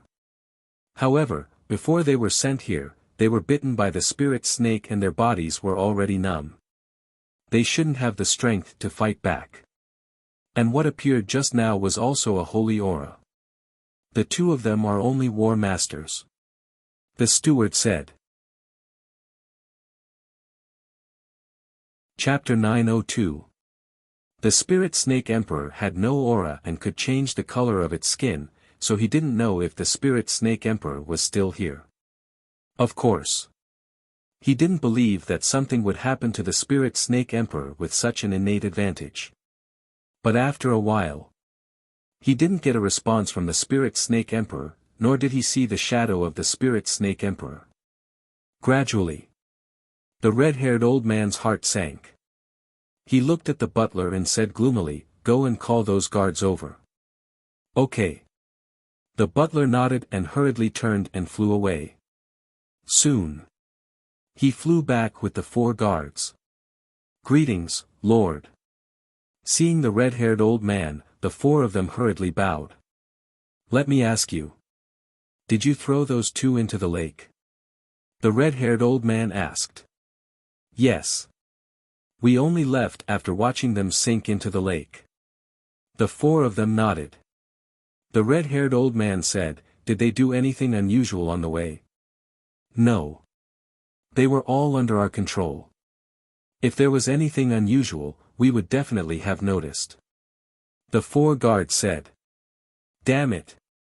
The red-haired old man's eyebrows were suddenly filled with anger. "What's wrong?" The butler looked at him suspiciously. "I don't think they are here to steal at all. They are here specifically for the spirit snake emperor." The red-haired old man said in a deep voice. The butler said, "You mean, the spirit snake emperor has been taken away by them?" "That must be the case." The red-haired old man nodded. His eyes flashed coldly as he ordered, they shouldn't have escaped in such a short time.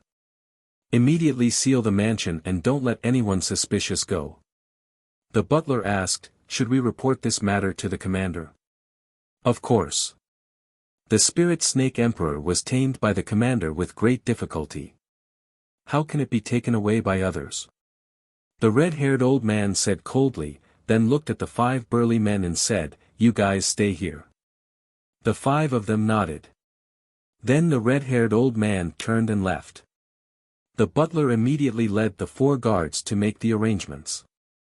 The peaceful commander's mansion suddenly became lively. At the same time, it was filled with an aura of mutual hostility. Soon, another white figure came from the opposite side of the lake and stopped in front of the 5 middle-aged men. Greetings, Mississippi, the 5 of them bowed respectfully. This was a girl in the prime of her youth. Her pure white dress was like snow, and her black hair danced in the wind. Her facial features were exquisite, and her skin was like jade. She was like a fairy that had descended. The woman glanced at the lake below and asked suspiciously, what happened? One of the middle-aged men said, someone kidnapped the spirit snake emperor. The woman frowned. Miss, those 2 people haven't been found yet. It's too dangerous for you to live there alone. How about I send someone to protect you? The middle-aged man said.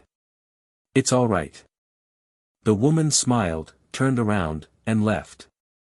From beginning to end, she appeared very calm.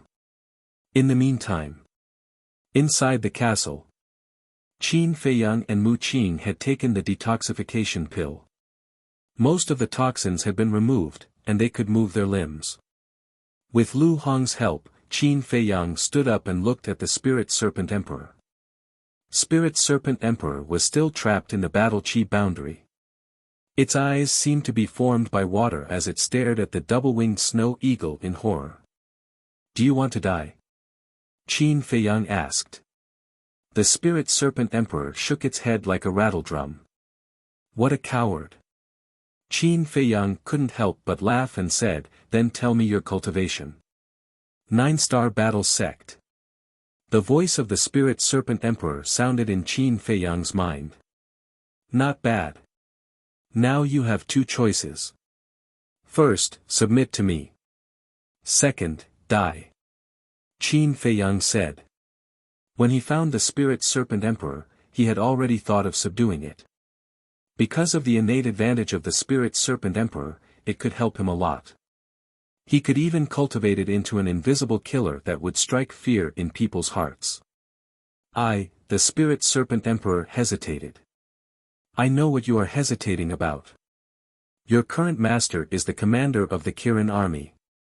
Not only is he powerful, but he also has a high position. As for me, I'm just a nobody. Following me is definitely not as good as following the commander of the Kirin army. But I can tell you that as long as you choose to follow me, I will make you undergo earth-shattering changes. And one day, your strength will even surpass that of the commander of the Kirin army. Qin Feiyang smiled confidently. The Spirit Serpent Emperor looked at him with a hint of mockery in its eyes. Qin Feiyang raised his eyebrows and lost his patience. He said to the double-winged snow eagle, just cripple its cultivation. Hee. The double-winged snow eagle immediately looked at the Spirit Serpent Emperor with bad intentions. Berserk beasts also had Qi. Therefore, as long as the Spirit Serpent Emperor's Qi was crippled, Qin Feiyang could use the slave seal to easily control it. Of course. Even if he didn't cripple the Spirit Serpent Emperor's cultivation, he could still forcibly control it. After all, he was now a 9-star battle sect. However, there was a certain risk in controlling a creature of the same level, so it was best to completely eliminate the risk. After the double-winged snow eagle crippled the Spirit Serpent Emperor's cultivation, Qin Feiyang formed a seal with both hands. A slave seal quickly swept into the Spirit Serpent Emperor's head. In just a short while, the slave seal and the Spirit Serpent Emperor's soul merged together. The spirit serpent emperor immediately felt that there was an additional shackle on its soul. What did you do to me? It stared at Qin Feiyang in shock and anger. Qin Feiyang ignored it and said to Fatso, give it the spirit sea pill. Okay. Fatso ran to the front of the spirit serpent emperor and laughed, boss has already controlled your soul. If you dare to betray boss, no matter where you run to, boss can directly erase your soul with just a thought. What? The spirit serpent emperor's expression changed. Take it. Fatso took out a spirit sea pill and threw it over. The spirit serpent emperor swallowed it in one gulp and looked at Qin Feiyang with fear. At the same time, the double-winged snow eagle also retracted its battle chi. The spirit serpent emperor landed on the ground and sized up the ancient castle.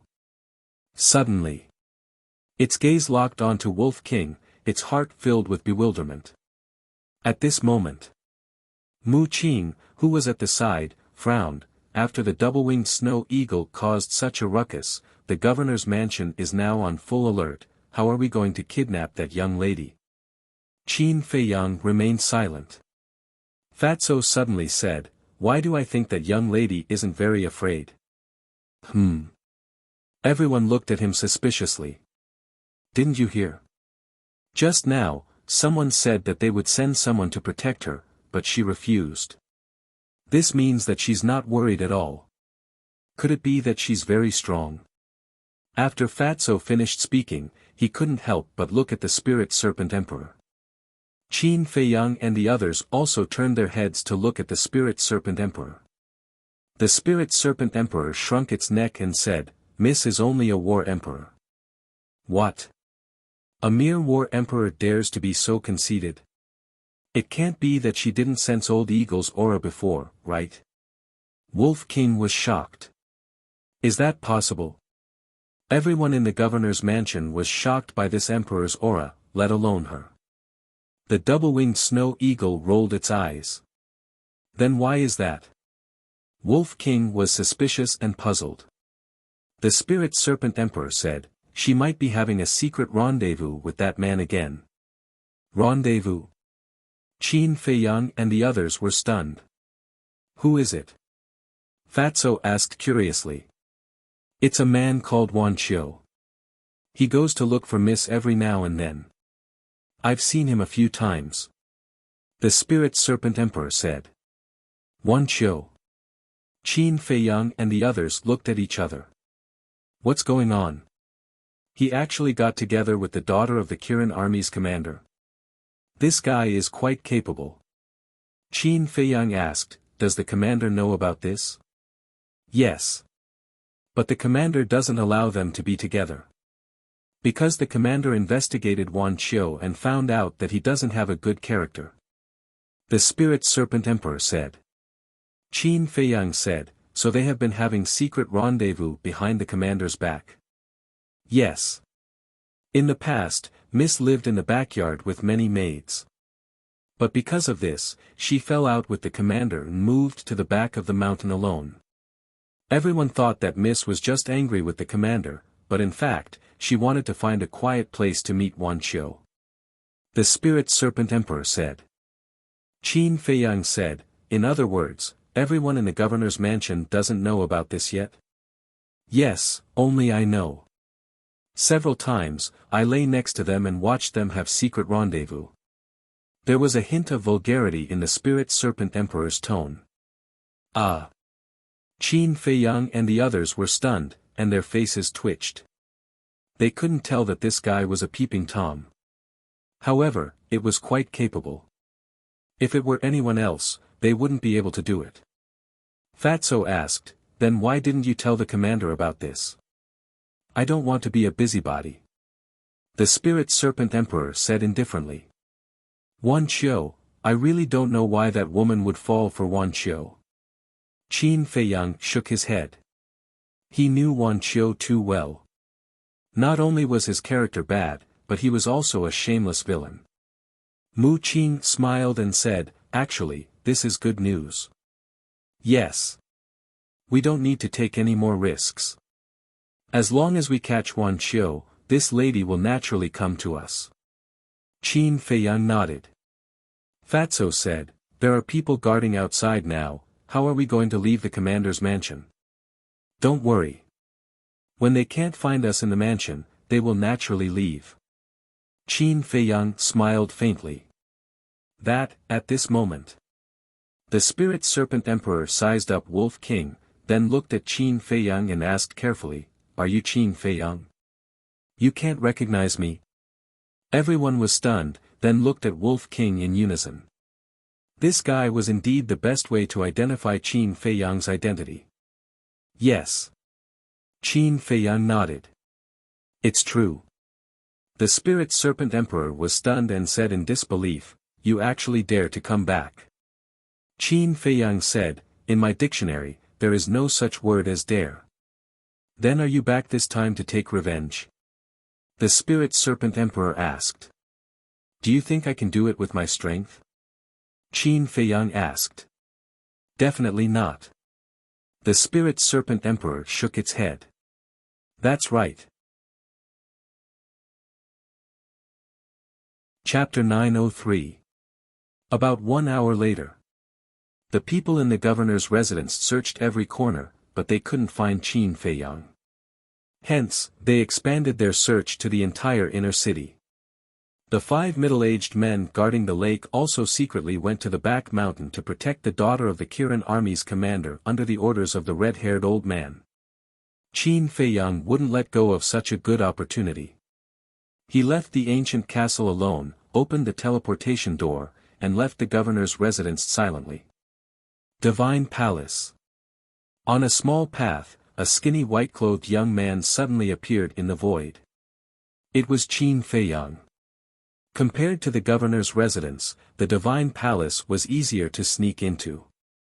First, Qin Feiyang knew the coordinates of every place in the Divine Palace. It was very convenient for him to come and go. Second, there were too many disciples in the Divine Palace. Even if someone saw him, they wouldn't suspect his identity. Beside the small path, there was a small forest. Qin Feiyang looked around and entered the small forest. When he came out, he had changed into a brand new set of white robes. There was a small sword symbol on his chest. As a former disciple of the Divine Palace, he definitely had the uniform of the Divine Palace. After disguising himself, he went to the plaza in front of the martial arts hall. The Divine Palace was different from the main pagoda. In the main pagoda, no one was guarding the 10 pill pagodas or the martial artist mountain. But here, there was a deacon elder guarding. It was a black-clothed old man. Qin Feiyang felt that he was familiar, but he couldn't remember his name. He could only vaguely remember that he had seen him once or twice. The black-clothed old man sat in a room beside the door. The window was transparent. Qin Feiyang walked to the window and said respectfully, Elder, I want to go in and find a friend. Although the Pill Hall and the Martial Arts Hall were both part of the Divine Palace, the color of their robes were different. The Pill Hall was white. The Martial Arts Hall was black. It was easy to differentiate. Qin Feiyang was wearing the Pill Hall's robes now. So, he had to inform the deacon elder before entering the Martial Arts Hall. The black-clothed old man looked at Qin Feiyang and asked, Who are you looking for? Tan Wu. Qin Feiyang said casually. The old man in black waved his hand and said, Go in by yourself. Don't stay for too long. All right. Qin Feiyang nodded and cupped his hands to express his gratitude before entering the martial arts hall. At this moment, it was already dawn. Most of the martial arts hall's disciples were meditating, so it was hard to see anyone in the corridor. Wan Qiu, Qin Feiyang pondered as he walked. He knew Wan Qiu's original cultivation room. But after all these years, with Wan Qiu's current reputation and means, he must have changed to a better cultivation room. He walked and walked. The stone door of a training room in front of him suddenly opened, and a skinny black-clothed youth walked out. Qin Feiyang hurriedly ran up to him, cupped his hands and smiled, Senior Martial Brother, may I ask where Senior Marshal Brother Wanchio's cultivation room is? The black-clothed youth was stunned and asked, why are you looking for him? It's a personal matter. Qin Feiyang smiled. Then what's your relationship with him? The black-clothed youth asked again. Qin Feiyang shook his head and said, nothing at all. Then you have to be careful, he's a difficult person to get along with. The black-clothed youth whispered. Ah. Qin Feiyang was stunned and nodded, thank you for the reminder, Senior Marshal Brother. He's on the top floor. Cultivation Room 101. The people on the top floor are all important people, be quiet when you go up, don't disturb them. The black-clothed youth kindly reminded him again. Thank you. Qin Feiyang cupped his hands to express his gratitude and went deeper. The top floor, putting aside Wanchio's character, his ability was indeed outstanding. The martial arts hall had a total of 100 floors. The top floor was basically filled with martial marquis disciples, and ordinary people could not go up. But how many years had it been? Wanchio, this fellow, actually climbed up. And he even snatched Cultivation Room 101. Although Alchemy Cultivation Room 101 was ranked after the top 100, there were tens of thousands of cultivation rooms on every floor of the martial arts hall. Therefore, it was already very scary that he could occupy this cultivation room. It could be seen that, Wanchio's growth over the years could not be ignored. In a short while, he walked to the top floor and scanned the stone doors around him. Suddenly, his gaze locked onto a stone door opposite him, and the words 101 were engraved on it. After all these years, I want to see how strong you have become. Qin Feiyang muttered to himself, strode to the stone door, and knocked on it. Very soon, the stone door opened slowly. A red-haired youth entered Qin Feiyang's line of sight. This person was tall and straight, and his eyebrows were like swords. He was dressed in a black robe, and his serious face was especially cold. Who else could it be but Wanchio? Qin Feiyang sized up Wanchio, and there was a hint of shock in the depths of his eyes. This guy had already stepped into the 8-star battle master. Wasn't it too fast? One had to know. Wanchio did not open the door of potential. Who are you? At the same time, Wanchio was also sizing up Qin Feiyang and asked. Qin Feiyang said calmly, my name is Li Feng, and I'm here to talk to you about something. Li Feng. Wanchio frowned and said, I don't know you. I'm not free. After saying that, he was about to close the stone door. Qin Feiyang said meaningfully, I'm here to talk to you about the Kirin army commander. Are you sure you're not free? Wanchio's pupils shrank, and then he retreated to the side. Qin Feiyang walked into the cultivation room.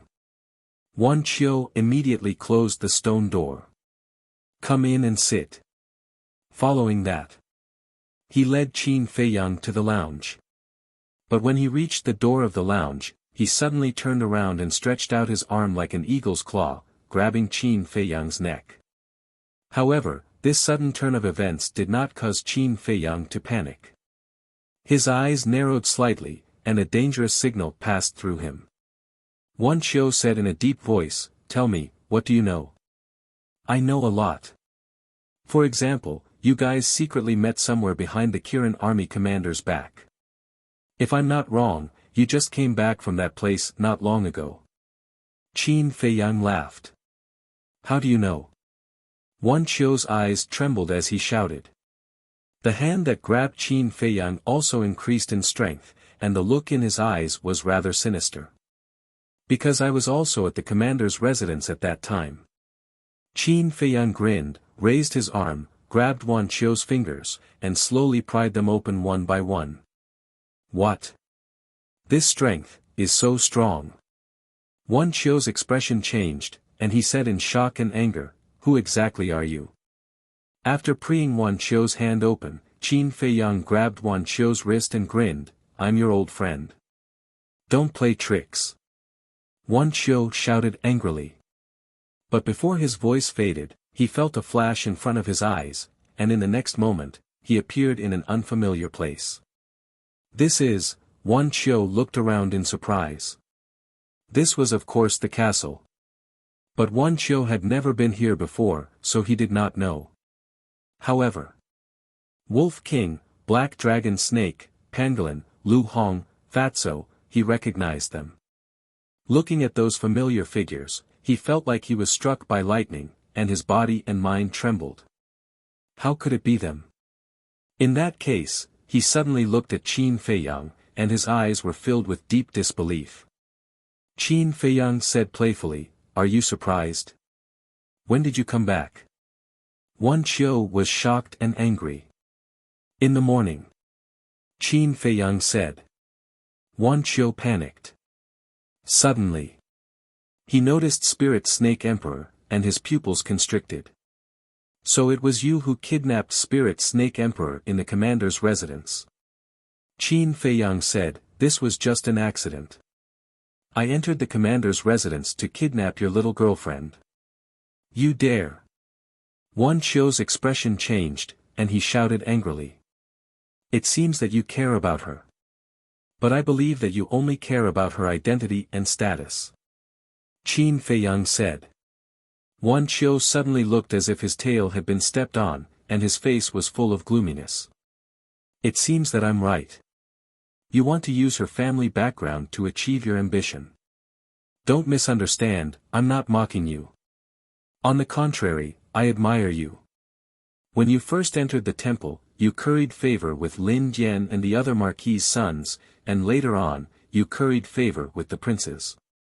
And how long has it been, and you actually got together with the daughter of the commander of the Kirin army? I really have to admit that I did underestimate you in the past." Qin Feiyang smiled faintly.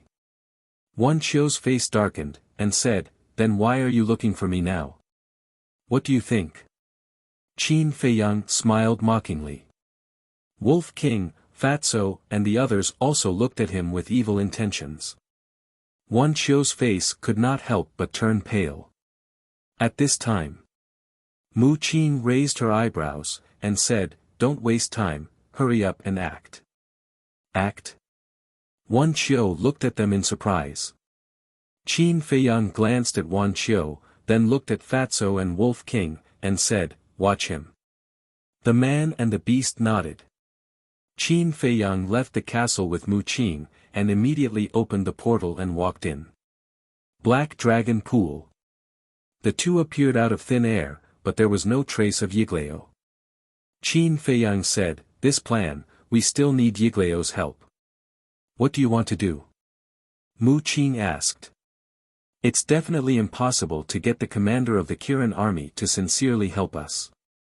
The only way is to control his life." Qin Feiyang said. "I see." Mu Qin suddenly understood, took out the image crystal, and was about to send a message to Yiglao. "How's the investigation going?" But at this time, Yiglao rushed out of the jungle below the mountain stream, landed in front of the two, and asked. "Not good." Mu Qin said in a low voice. Yiglao's eyes darkened slightly, and said, "I just heard you say that you want to ask the commander of the Kirin army for help." "Yes. Because only he can freely enter the prison of God." Qin Feiyang nodded, and then took Wan Qiu out of the castle. "Have you found out whether Lu Xingqian is in the prison of God?" Yiglao asked. "There's no need to find out, the commander of the Kirin army must know." Qin Feiyang looked at Wan Qiu and said with a faint smile, "Call your little girlfriend here." Lu Xingqian, prison of God, the commander of the Kirin army, Wan Qiu was not stupid. Hearing the conversation between Qin Feiyang and the other two, he could roughly guess. Chapter 904. Do you want to die? Qin Feiyang raised the corner of his mouth and said with a smile, "If you don't do as I say, you will die right now." Wan Qiu's eyes trembled. If it were someone else, he might have looked down on them. But he knew Qin Feiyang too well. A man who dared to challenge the emperor and kill the crown prince and prince, would he care about a nobody like him? Definitely not. Hurry up. Mu Qing urged impatiently. Your target is the commander of the Kirin army. You don't have to call her out. Because I have a way to lure the commander of the Kirin army here. Wan Qiu's body trembled as he said hurriedly. Qin Feiyang looked surprised and nodded. As long as you can lure her here, it doesn't matter what you do. Wan Qiu said again, you have to promise not to kill me or hurt her. Do you think you have the right to negotiate with us now? Don't test my patience. Qin Feiyang's eyes turned cold. Wan Qiu shuddered and quickly took out an image crystal. Qin Feiyang and the other two quickly retreated to the side to avoid being seen by the commander of the Kirin army. After a while, a middle-aged man appeared in the void. He was thin but tall. He wore a purple armor and had white hair at his temples. He exuded a powerful aura. And on his armor, there was an eye-catching Kirin pattern. He is the commander of the Kirin army? Mu Qing asked secretly. Qin Feiyang nodded. It's you. At the same time. Seeing that the messenger was Wan Qiu, the commander of the Kirin army's face turned cold. What do you want from me? Wan Qiu said, I want to talk to you. About my daughter? I made it very clear to you last time. You're not worthy of my daughter, so it's better for you to get rid of this thought as soon as possible. The commander of the Kirin army said expressionlessly, but his eyes were full of disdain. It's not up to you to decide whether he's worthy or not. It's up to your daughter. All these years, I have always loved your daughter and have never done anything inappropriate to her. But if you don't come out today, I can guarantee you that you will definitely have a grandson next year on this day. Wan Qiu said. Grandchild? Qin Feiyang and Mu Qing looked at each other. This fellow was very daring. He actually dared to threaten the commander of the Qilin army. The meaning of his words was obvious. If they pissed him off, he would first have sex with the daughter of the Kirin army's commander. When he had a grandson, the commander of the Kirin army would have no choice but to agree. Without a doubt. Hearing Wan Qiu's words, the commander of the Kirin army was furious. There was even a hint of killing intent in his eyes. The hands hidden in his sleeves were already clenched.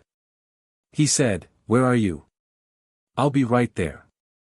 Wan Qiu immediately gave the coordinates to the commander of the Kirin army, and then the two of them turned off the image crystal at the same time. This time I'm really in trouble because of you. Putting away the image crystal, Wan Qiu turned to look at Qin Feiyang and the other two. He caught the killing intent in the eyes of the commander of the Kirin army. He was sure that when the commander of the Kirin army came, he would definitely kill him. Of course you have to pay the price for flirting with someone else's daughter. But I'm more puzzled. Didn't he dislike you? Why did he establish a contract with you? Qin Feiyang asked. He did it to make it easier for him to monitor me. Wan Qiu sneered. At the same time, he glanced at the three of them intentionally or unintentionally, and a cold light flashed in the depths of his eyes. Swish. Soon. The void in front of the four suddenly shook. Then. A figure appeared out of thin air. It was the commander of the Kirin army. And the killing intent in his eyes was no longer concealed. That's right. He came here to kill Wan Qiu to prevent future trouble. Although Wan Qiu was a disciple of the Divine Hall and had made a name for himself, in the eyes of the commander of the Kirin army, he was nothing. Even if people knew that he killed Wan Qiu, no one would dare to say anything. However, when he appeared and saw that there were other people present, he raised his eyebrows slightly. At the same time, seeing the commander of the Kirin army appear, Wan Qiu immediately ran behind the commander of the Kirin army as if he was running for his life. In response, Yiglao was wearing a mask, so his expression could not be seen. But Qin Feiyang and Mu Qing pursed their lips with a hint of playfulness. What's going on? When the commander of the Kirin army saw Wan Qiu's behavior, he also realized that something was wrong. Wan Qiu pointed at Qin Feiyang and said, "He is Qin Feiyang." "What?" The commander of the Kirin army's expression changed, and he looked at Qin Feiyang with surprise and suspicion. Qin Feiyang smiled faintly, looked at Wan Qiu and said jokingly, "Do you think that you will be saved because he is here?" "Yes. That's what I think. I also admit that you are very strong now, but can you be stronger than the commander?" Wan Qiu sneered. He had been waiting for this moment. On the one hand, he could get rid of Qin Feiyang, this disaster. On the other hand, he had made a great contribution by capturing Qin Feiyang. Maybe the commander of the Kirin army would change his view of him. So in his view, Qin Feiyang's appearance gave him a chance to turn things around. He heard that. Qin Feiyang and Mu Qing looked at each other, and the smile on their faces became brighter. "Still laughing? You really don't know what you are talking about."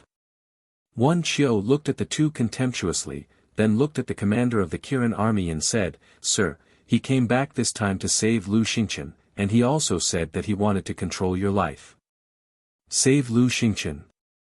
The commander of the Kirin army frowned. That was strange. Even if Qin Feiyang wanted to save someone, he should save his mother. Why would he save Lu Xingqian? He looked at Qin Feiyang and asked, "Are you really Qin Feiyang?" Qin Feiyang nodded. "You were fine in the Forgotten Continent, why did you come back to die?" The commander of the Kirin army asked with a complicated expression. In fact, he sympathized with Qin Feiyang. Thinking back, the emperor loved this child so much, and even trained him as his successor. Who would have thought that in the end, he would fall to this point? But sympathy was sympathy. He was a subject of the great Qin Empire, and also a general under the emperor. The emperor's will was his belief.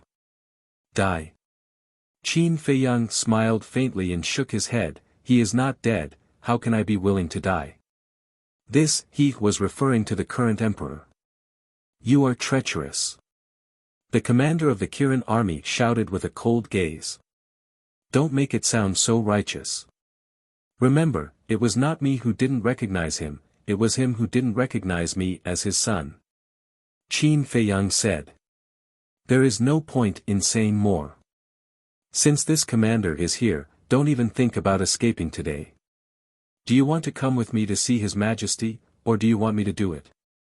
The commander of the Kirin army said coldly. Qin Feiyang said, "I don't want to see him now." "That is not up to you." The commander of the Kirin army's face turned cold, and a terrifying emperor's aura broke out of his body, instantly enveloping Qin Feiyang and the other two. "Huh, I didn't expect you to fall into my hands so quickly."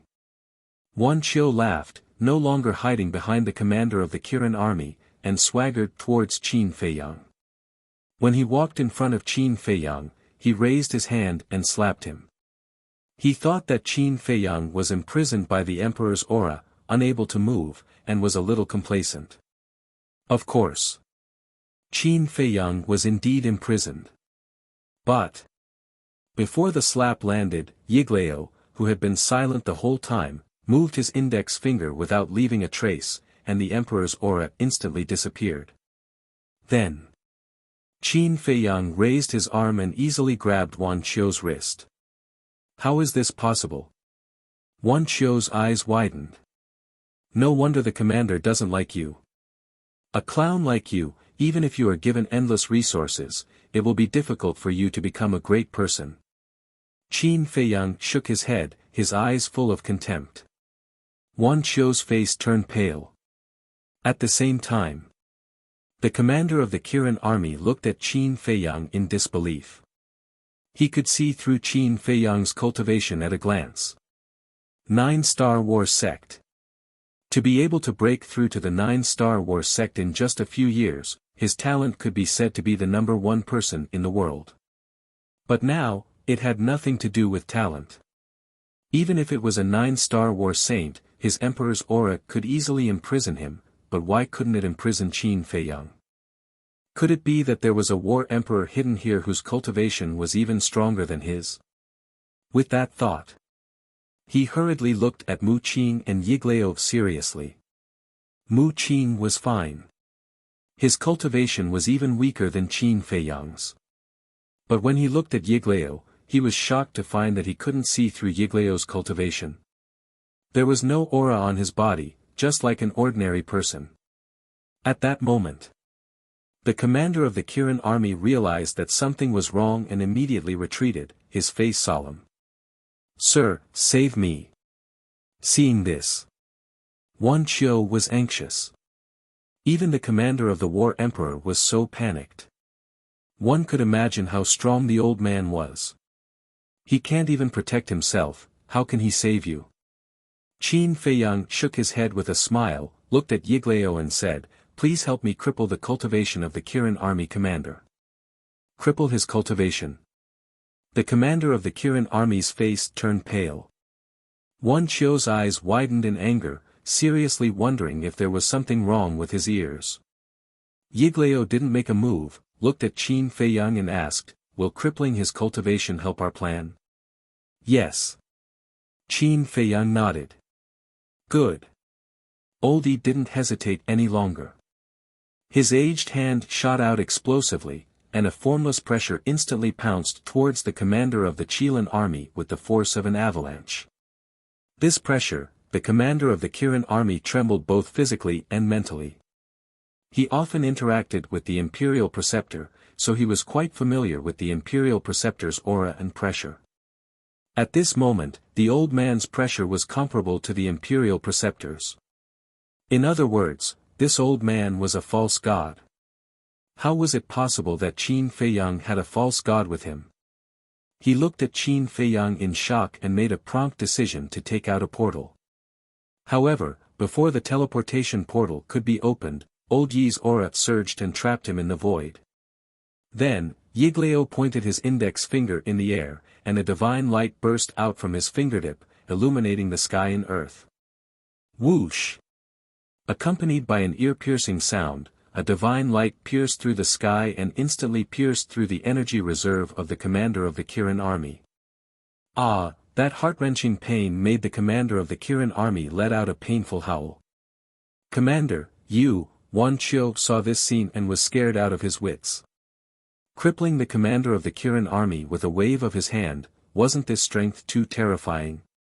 The commander of the Kirin army glanced at Wan Qiu with disgust, then stared at Yiglao and said, "As a false god, your status in the Forgotten Continent must be high, why are you helping Qin Feiyang?" False god. Wan Qiu's body shook violently. It was a false god. No wonder Qin Feiyang dared to come back, he had found such a powerful backer. He also finally understood why Qin Feiyang had been smiling. Because he was confident. Not to mention the commander of the Kirin army, even if the Imperial Preceptor and the Emperor came in person, they probably wouldn't be able to stop Qin Feiyang. Now that he thought about his previous actions and thoughts, even he felt that he was an ignorant and foolish clown. He was desperate. Right now, even Qin Feiyang could easily kill him, not to mention that there was also a false god. Facing the commander of the Kirin army's questioning, Yiglao was silent for a moment, then said indifferently, "I helped him because we have the same goal." "What is your goal?" "I don't believe that you only want to save Lu Xingqian," the commander of the Kirin army said. Although Lu Xingqian was talented, he was only a disciple of the temple. Was there a need to make such a big fuss? Even a false god was here. Therefore, he suspected that Qin Feiyang had other motives for bringing people back. But Yiglao didn't answer him, and fell silent again. Qin Feiyang also let go of Wan Qiu's wrist, and his hands began to form seals. A slave seal quickly formed, then turned into a ray of light, and disappeared into the head of the commander of the Kirin army. Ah, the slave seal tore open the sea of consciousness, and rushed toward the soul of the commander. He felt that his head was about to explode, and the pain was unbearable, and his face was distorted. However, this pain quickly disappeared. But the commander of the Kirin army didn't feel relieved, and his face was gloomy. This was because he could clearly sense that his spiritual sea was different from before. However, he couldn't pinpoint exactly what was different about it. What did you do to me? Chapter 905. This is an enslavement seal that can control your soul. From now on, you must obey my orders unconditionally. Otherwise, I can kill you with just a thought. Qin Feiyang was too lazy to say more and only explained a little. But even just a few words were enough to make the commander of the Kirin army despair. Mu Qin and Yigleo's pupils also shrank slightly, looking quite wary. Qin Feiyang then looked at Wan Qiu. Wan Qiu's body and mind trembled. He hurriedly waved his hand and said, "I was just joking." "Don't take it seriously." "Joking?" Qin Feiyang's lips curled slightly. "Yes. I was really joking. You are so powerful and talented. How would I dare to go against you?"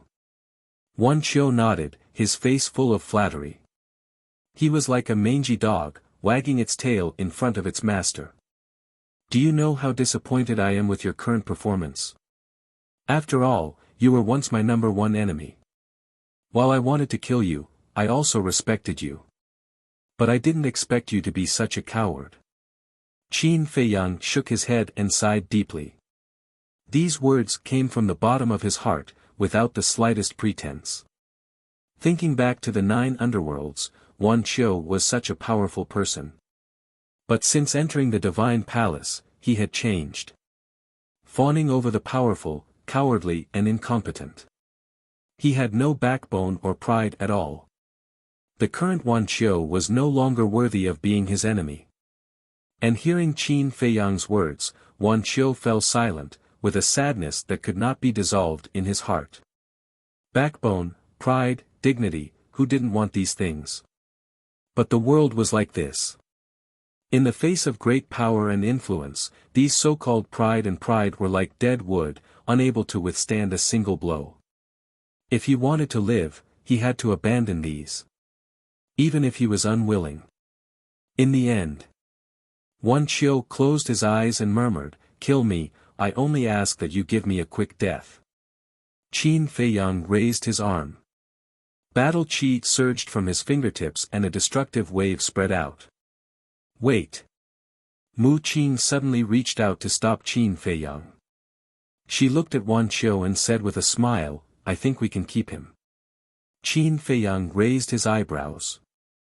"Think about it. If it were someone else, would he be able to make the daughter of the Kirin army fall in love with him?"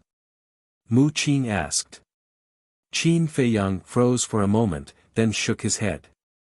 "That's right. He still has his redeeming qualities." Mu Qin said. "In your opinion, this is his redeeming qualities.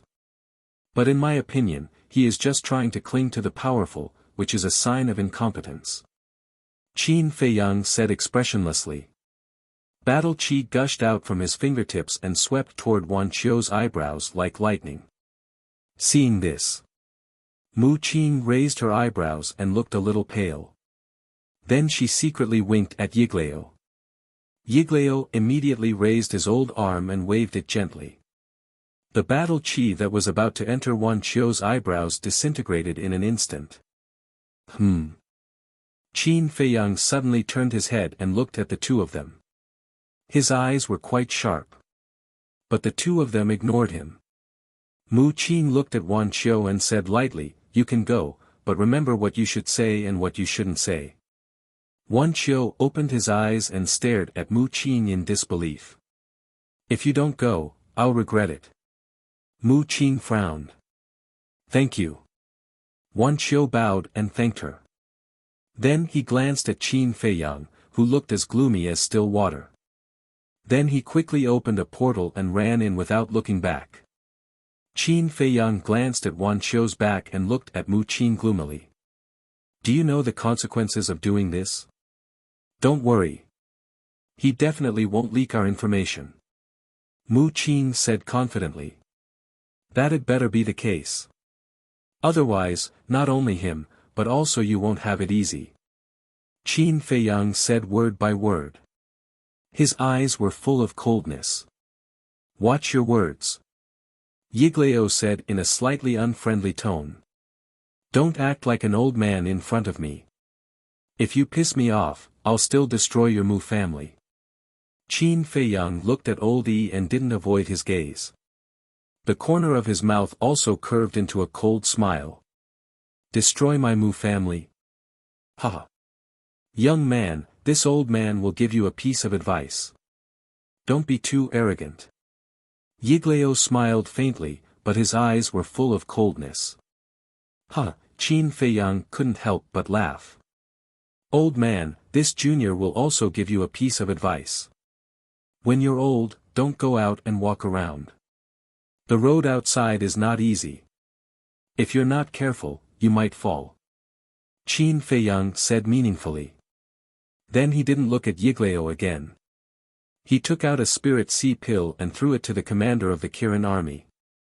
The commander of the Kirin army caught the spirit sea pill and looked at the three of them meaningfully. Then he put the spirit sea pill into his mouth. As the commander of the Kirin army, he was not stupid. From this conversation, he had already seen that the relationship between Qin Feiyang and the other two was not good. It seemed that the reason why this fake god helped Qin Feiyang was because the two of them had the same goal. But what was the purpose of these three people? Qin Feiyang frowned. He looked at the commander of the Kirin army and said. Don't think about what you shouldn't think. What? The commander of the Kirin army was surprised. Qin Feiyang said. After being controlled by the slave seal, no matter what you're thinking, I know it. What? The commander of the Kirin army was shocked. Isn't this the same as taking off his clothes and standing in front of Qin Feiyang without any secrets? Hurry up and heal your wounds. We still have to go to the prison. Qin Feiyang said with a cold look in his eyes. Then, he instantly disappeared without a trace. The three of them knew that he must have gone to the castle. Yiglao looked at the commander of the Kirin army and said, Qin, why are you helping Wan Qiu? It's not me who wants to help him. It's Lu Xingqian. Lu Xingqian saved Wan Qiu's life in the 9 underworlds. Mu Qin said secretly. Oldie nodded his head in realization and didn't say anything else. Inside the castle. The spirit serpent emperor Sea of Qi had been repaired. Now, the double-winged snow eagle was helping it open the door of potential. The spirit serpent emperor was also very excited. Qin Feiyang glanced at the spirit serpent emperor and then looked at Fatso. He asked, what do you think about this? Lu Xingqian helped Wan Qiu before. Now that Mu Qin is helping him, there must be some secret. Fatso thought for a while and said. I think so too. Qin Feiyang nodded. Also, how did Wan Qiu's cultivation improve so quickly? When you captured the commander of the Kirin army, Fat Lord had been thinking about this. In the end, he came to 2 unreasonable conclusions. Fatso said. What conclusions? Qin Feiyang was stunned and looked at Fatso expectantly. First, they might have obtained some great fortune. Second, they have also opened the door of potential. Fatso said. This, Qin Feiyang was stunned. He shook his head and said, these 2 possibilities are not possible. First, everyone could not have obtained a great fortune at the same time. Second, no one knew better than him how difficult it was to open the door of potential. Without the help of pills, it was almost impossible. But in the great Qin Empire, no one other than him knew how to refine these pills. Hearing Qin Feiyang's words, Fatso smiled bitterly. That's why Fat Lord said that these 2 conclusions are unreasonable. But immediately after, Fatso's expression turned solemn. However, if it was Mu Tianyang, then the second possibility is completely valid. Mu Tianyang. Qin Feiyang's eyes trembled. After being reminded by Fatso, he immediately remembered that Mu Tianyang was still alive. And he was hiding in the great Qin Empire. We can't ignore this problem. Qin Feiyang muttered and looked at Fatso. Sneak into the temple immediately and ask Tan Wu and the others. I don't think you can get anything out of them. Because if it was really Mu Tianyang, then these people must have become his subordinates. After all, no one is willing to nurture someone who is not loyal to them. And if this hypothesis is true, then Mu Tianyang must be planning a big conspiracy. Fatso said in a deep voice. One had to know that Tan Wu and the others were all geniuses of the 9 prefectures. Even in the imperial capital, they were one of the best. Moreover, their battle souls also had their own characteristics. It could be said that as long as the door of potential was opened, they could become an overlord in the future. If it's really as you said, then his plan must be to destroy the great Qin Empire and rebuild the former Tianyang Empire. However, this is already within my expectations. Qin Feiyang said. I really hope he can fight with the current emperor soon. Fatso chuckled. What thoughts? Qin Feiyang rolled his eyes at him. This was a typical case of wanting to see the world in chaos. Isn't Fat Lord's thoughts also your thoughts? Don't think that Fat Lord can't tell. Although you didn't say it on the surface, you actually have a lot of thoughts in your heart. Fatso glanced at Qin Feiyang in disdain, then sighed and said, let's not talk nonsense. Whether there is a gain or not, we have to go to the Divine Palace this time. Where shall we meet later? Here. Qin Feiyang said. Okay. Fatso nodded. Qin Feiyang glanced at the Phantom Snake Emperor, then left the ancient castle with Fatso.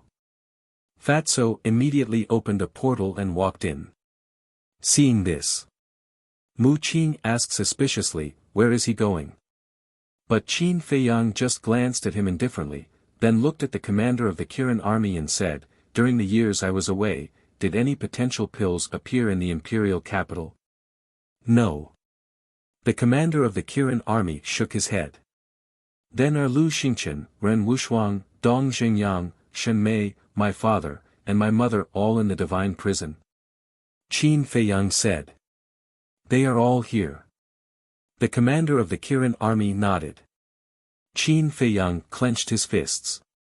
His eyebrows were filled with hostility as he asked, you're the emperor's trusted aide. Do you know why he crippled my cultivation and banished me from the imperial capital back then? Hearing this question, Mu Qing and Yiglao also looked at the commander of the Kirin army. Because this was also what confused them. I don't know. I guess no one knows about this except His Majesty and the state preceptor. The commander of the Kirin army said. Humph. No matter how deep they hide, I will dig out the truth step by step. Chapter 906. Time flew by. Half an hour passed. The Kirin army commander Si of Qi had finally recovered. He looked at Qin Feiyang and asked, what do you want me to do now? Qin Feiyang looked up at the night sky. There was still some time before dawn. He said, go to the penitentiary immediately. No. However, Mu Qing stopped Qin Feiyang. Why? Qin Feiyang frowned. Yiglao's divine power hasn't recovered yet. What if we are discovered by the emperor and the imperial advisor when we sneak into the penitentiary? Mu Qing said. Then what do you mean? Qin Feiyang asked. Let's wait for Yiglao to recover his divine power first. Even if we are discovered, we can immediately open the space-time gate and take us back to the Forgotten Continent. Mu Qing said. Qin Feiyang pondered for a while. In the end, for safety reasons, he accepted this suggestion. Go back first and wait for my news. Remember, if you want to live, don't play tricks. Qin Feiyang looked at the Kirin army commander and said. The Kirin army commander nodded sadly. After establishing a contract with Qin Feiyang, he would open the space-time gate. Also, now that you are my subordinate, there are some things that I need to tell you. Wan Qiu and your daughter are still meeting secretly. You are not the only one who doesn't like this person. I don't like him either. If there is a chance, kill him. Qin Feiyang said. His eyes flashed coldly. The Kirin army commander's body stiffened. He walked into the space-time gate without looking back. When the space-time gate disappeared, Mu Qing frowned and said, "You can't touch Wan Qiu. You think I can't touch him just because you say so? Who do you think I am? Your subordinate?" Qin Feiyang smiled disdainfully. He left the two behind and entered the castle. Mu Qing was quite angry.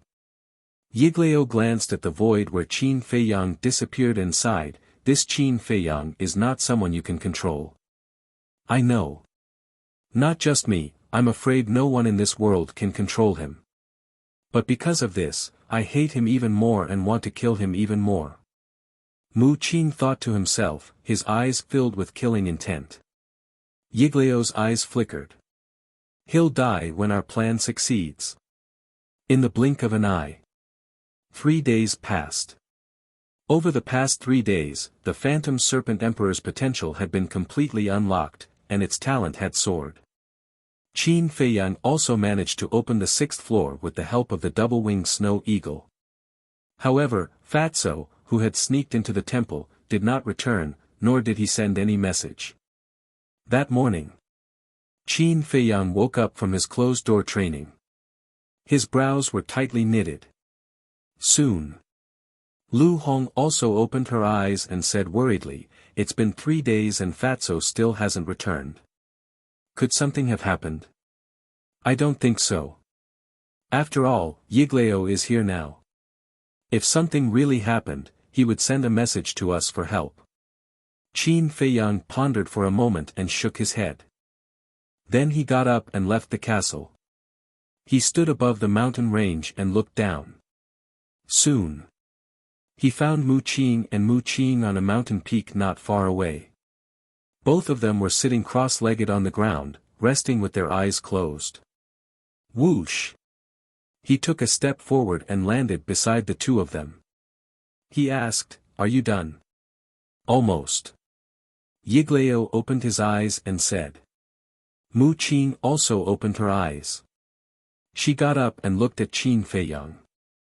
This time, Yiglao must go to the castle. "Impossible." Qin Feiyang said flatly.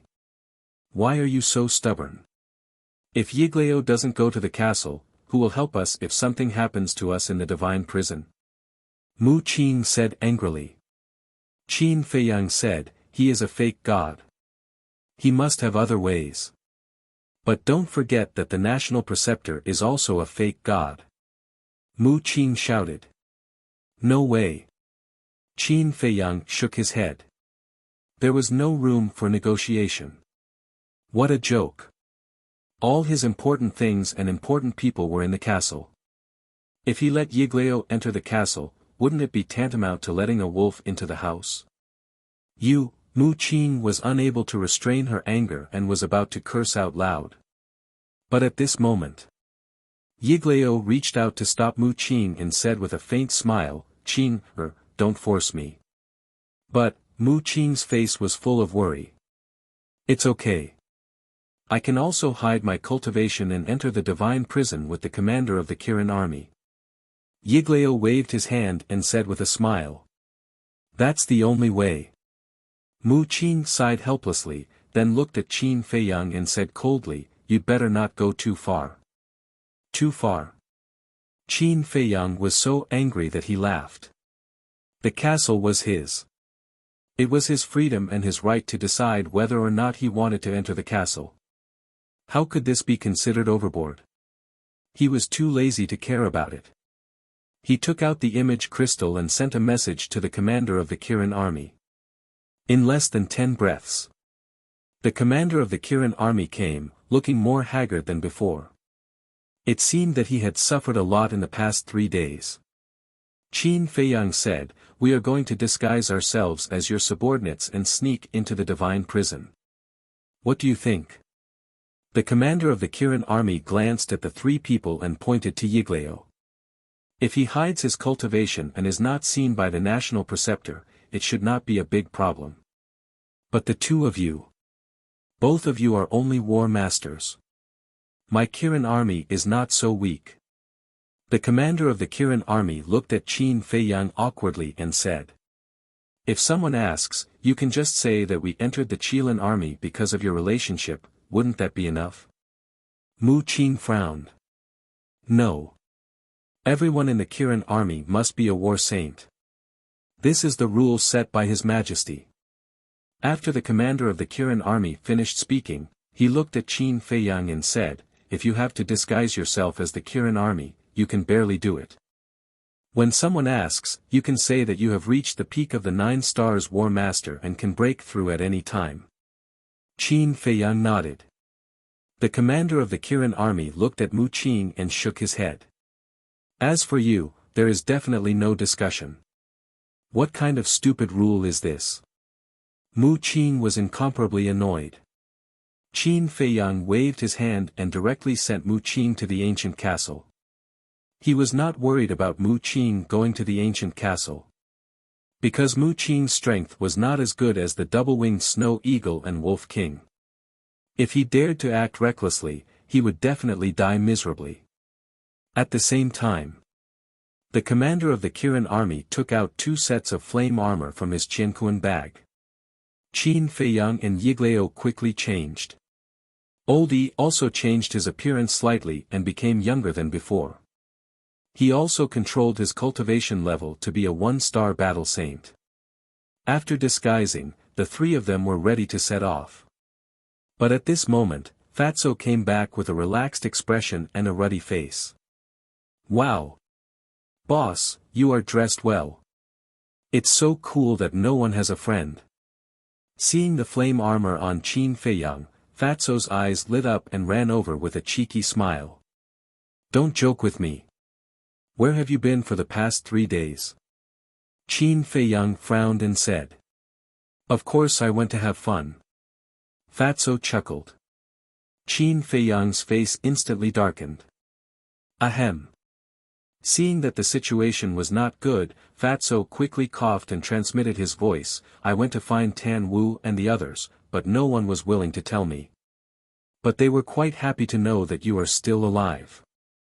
Then, Fatso added, as for Feng Wuxia and the twin sisters, I did not go to them.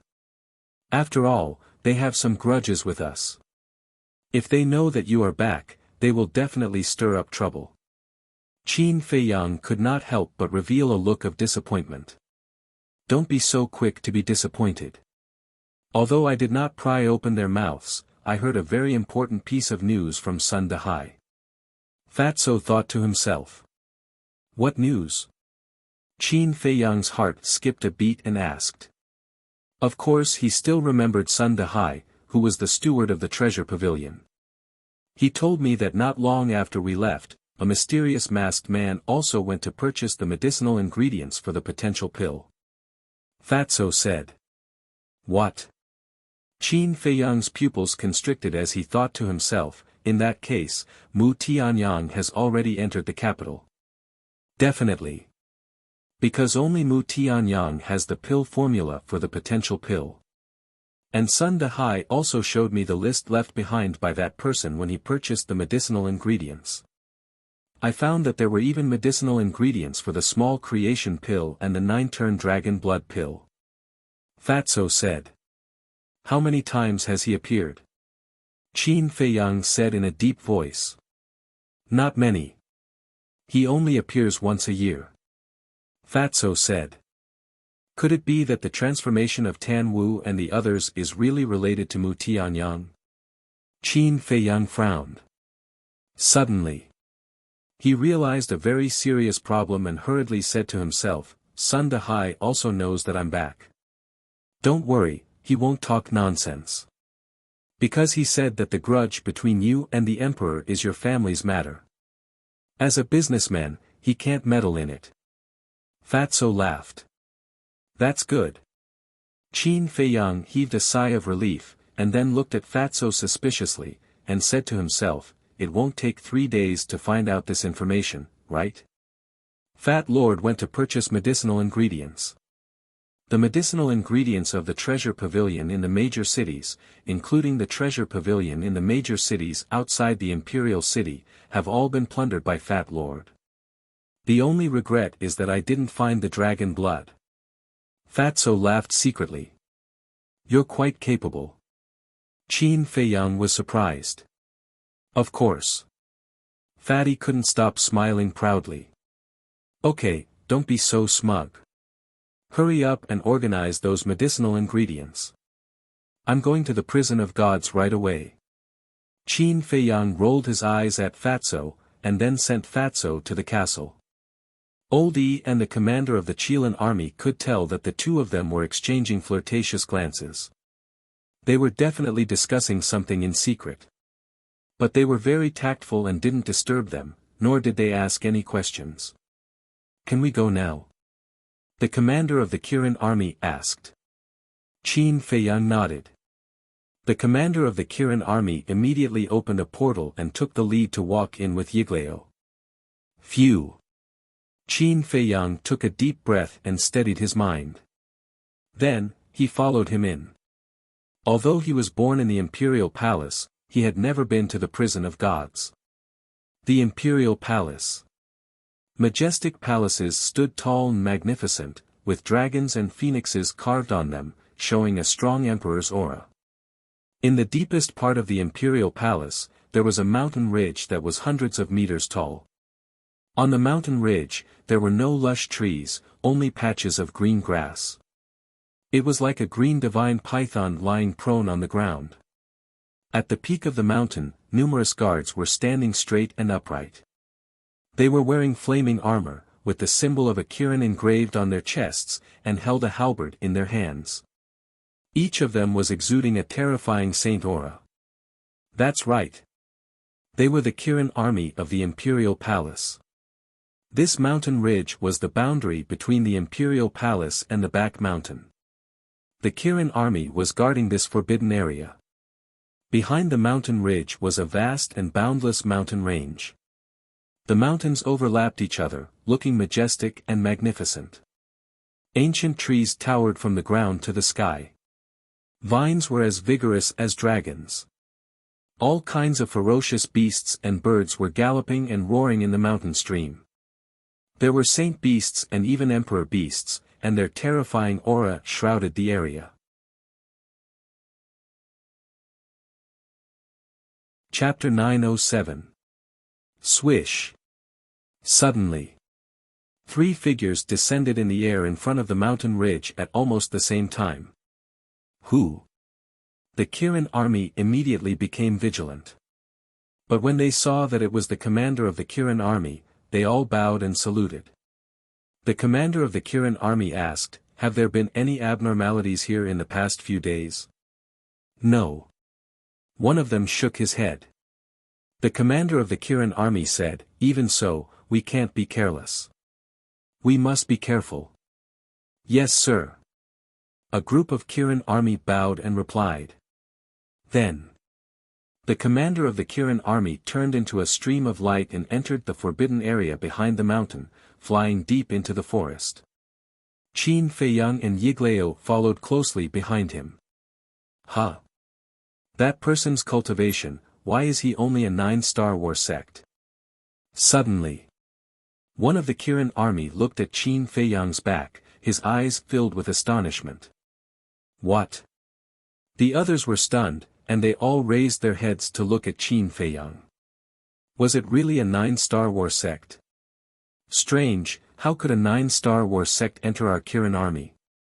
Someone whispered, his face full of suspicion. Are you stupid? This person must have something to do with the commander. That's right, it's not like there haven't been people who entered our Kirin army through the back door. And he's following beside the commander. Their relationship is definitely not shallow. So, when we have time, we have to go and curry favor with him. There is a need for that. A group of people were discussing in a low voice. As for the person involved, Qin Feiyang, he was galloping while looking at the mountains and rivers. His eyes were filled with curiosity. The commander of the Kirin army looked back at him and sighed, "Do you have to make such a fuss with His Majesty?" Qin Feiyang was stunned, his gaze instantly turned cold, and said, "It's not me who wants to make trouble, it's him. No matter what, you are still father and son. If you have anything to say, you can say it face to face." The commander of the Kirin army said. "Back then, when I entered the imperial palace, I wanted him to give me an explanation, but did he give me one? If he had told me everything back then, I might have forgiven him. But now, I can't. As for the father and son you mentioned, I would like to ask you, do you think this kind of relationship is reliable in the royal family?" Qin Feiyang said. "Alas." The commander of the Kirin army sighed. After serving the emperor for so many years, he naturally knew what kind of place the emperor family was. This is a world of power and desire. There were traps everywhere. Danger lurked everywhere. The slightest carelessness would cause one to fall into eternal damnation. What brotherly relationship? What father-son relationship? It was completely unreliable here. The only thing he could rely on was his fists and brains. Next. The two of them didn't talk about anything else. Several hundred breaths passed. Black fog suddenly appeared in front of them. The black fog covered an area of several dozen miles, drifting in the air with the wind. Before he even got close, Qin Feiyang felt an intense sense of danger. That black fog isn't an ordinary fog. It's called soul-devouring fog. It has a strong penetrating power and can easily penetrate into the sea of consciousness of living creatures and erode their souls. If one accidentally enters it, even I can't last more than 10 breaths. And the prison of God is right in the center of this black fog. The commander of the Kirin army said. As he spoke, he took out a golden token from his chest. The token was as big as a palm and seemed to be made of gold. A lifelike 5-clawed golden dragon was carved on it. Then, the commander of the Kirin army activated a trace of battle chi and infused it into the golden token. Buzz! Immediately, the golden token buzzed and vibrated.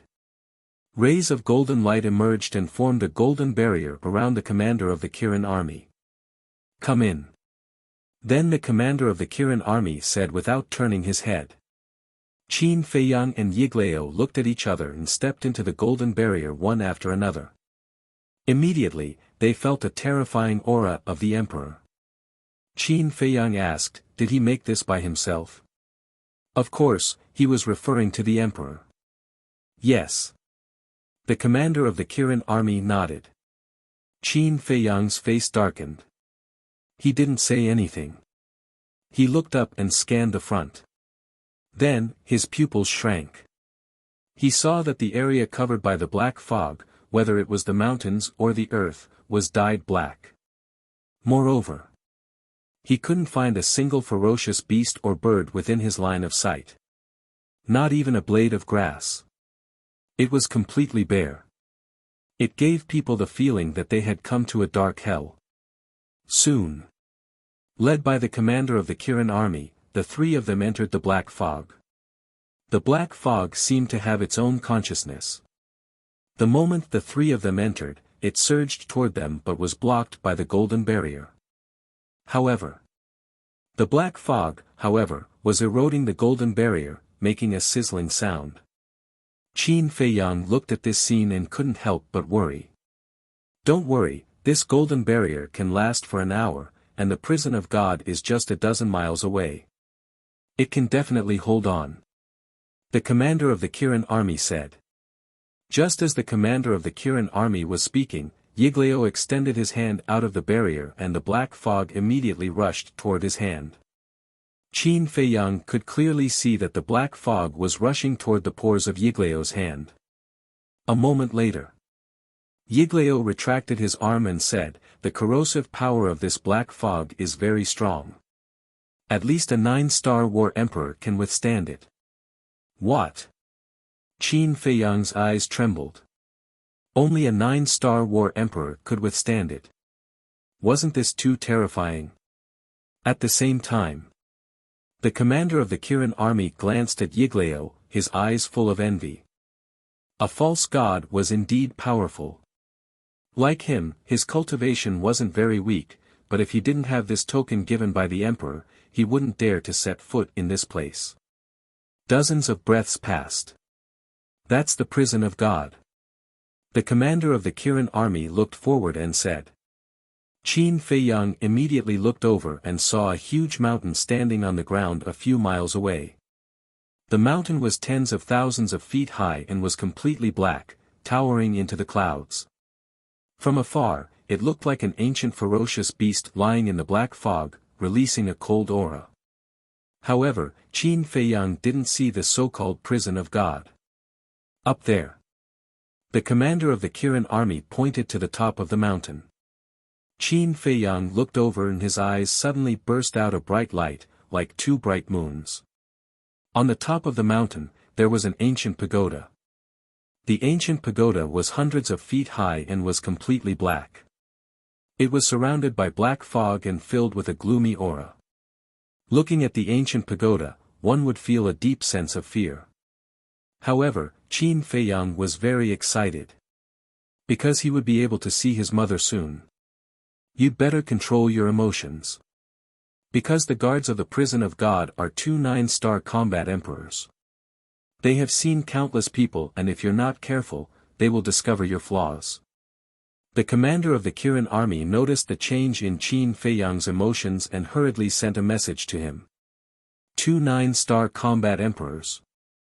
Qin Feiyang's eyes trembled slightly and he quickly suppressed his emotions. Whoosh! The commander of the Kirin army glanced at him and saw that Qin Feiyang had calmed down. He then led the two of them to fly against the wind and towards the top of the mountain. On the top of the mountain, there was a square that was about 100 feet wide. It was paved with a kind of black stone and was obviously there for many years. Whoosh! Dozens of breaths later. The three of them landed on the square. Opposite the square was the ancient pagoda. The ancient pagoda had a total of 10 floors. The door of the pagoda was closed and there was a tall stone tablet next to it. Two bloody words were carved on the tablet. Prison of God. The two words seemed to be condensed from blood and emitted a shocking murderous aura.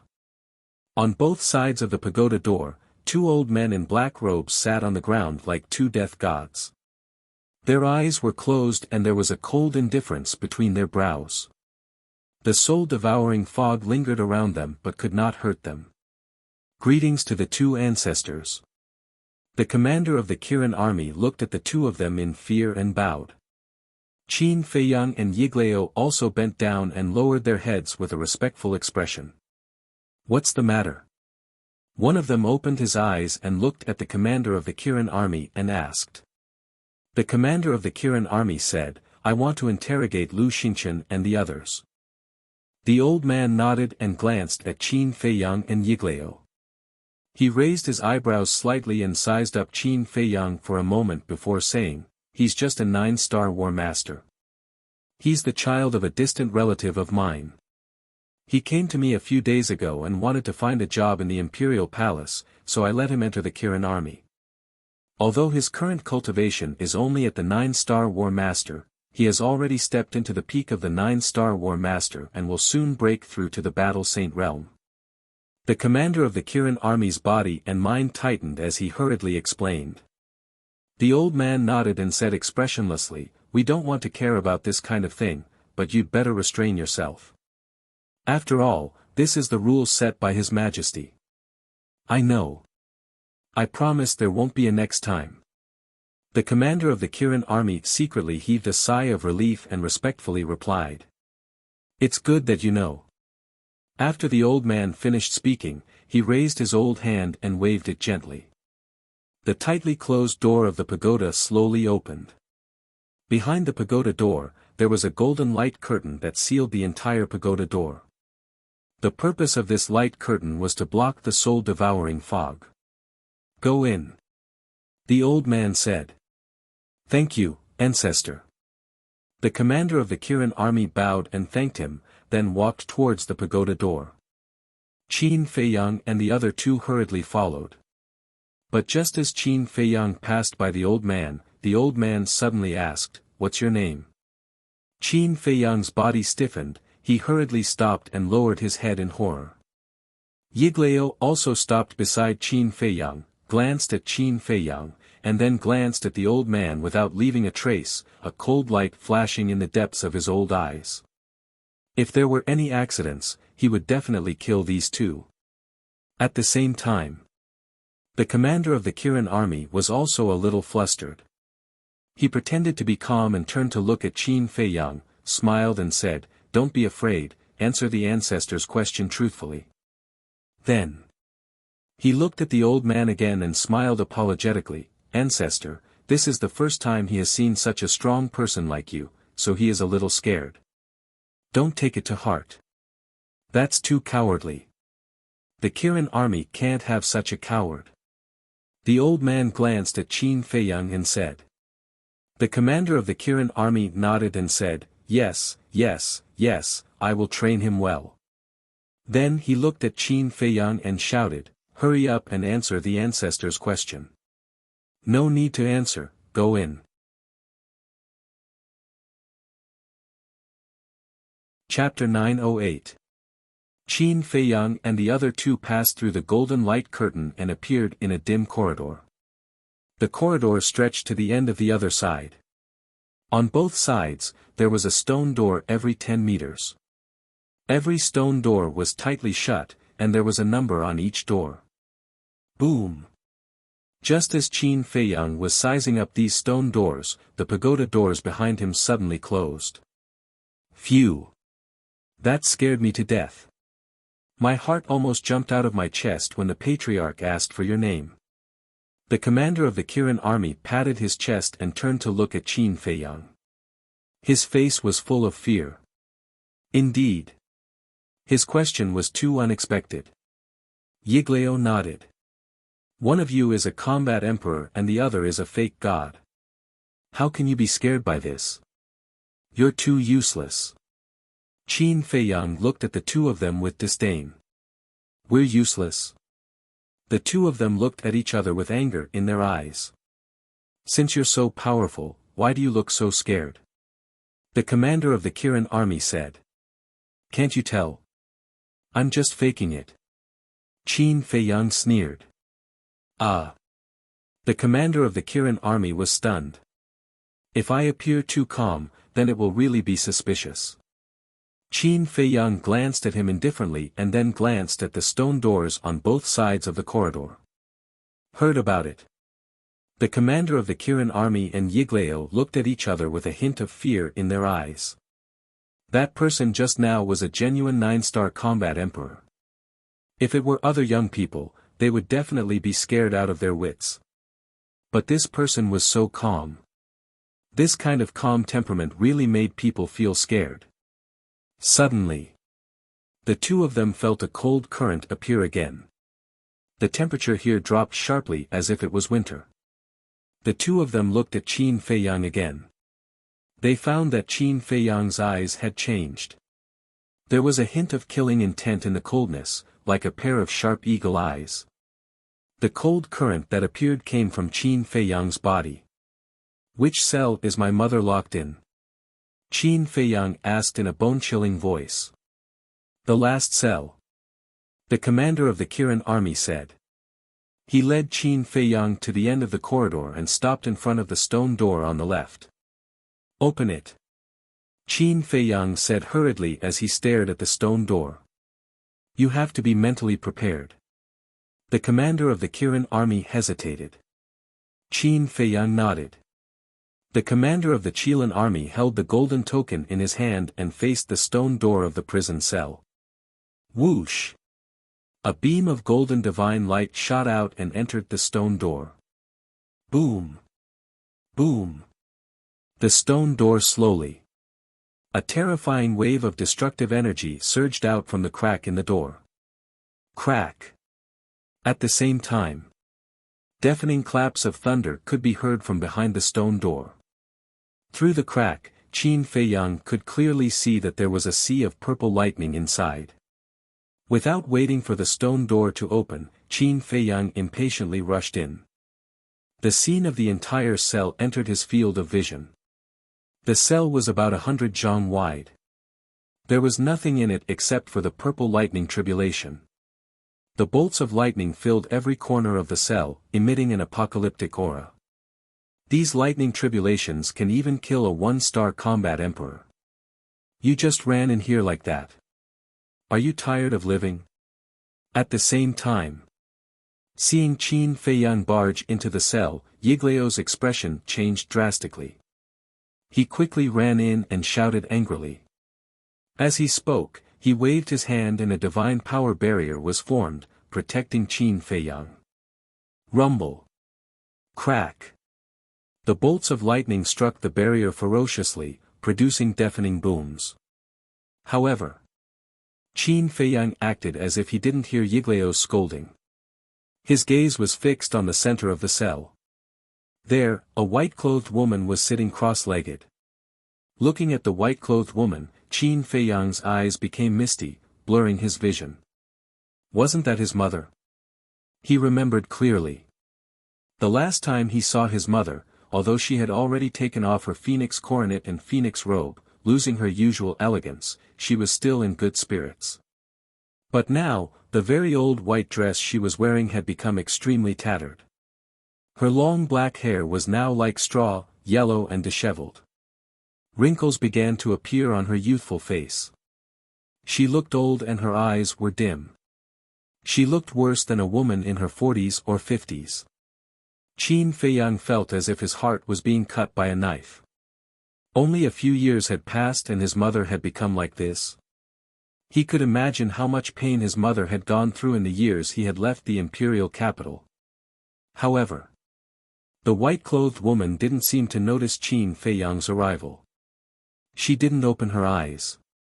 The bolts of tribulation lightning continued to strike her, ravaging her body and tormenting her mind. Alas!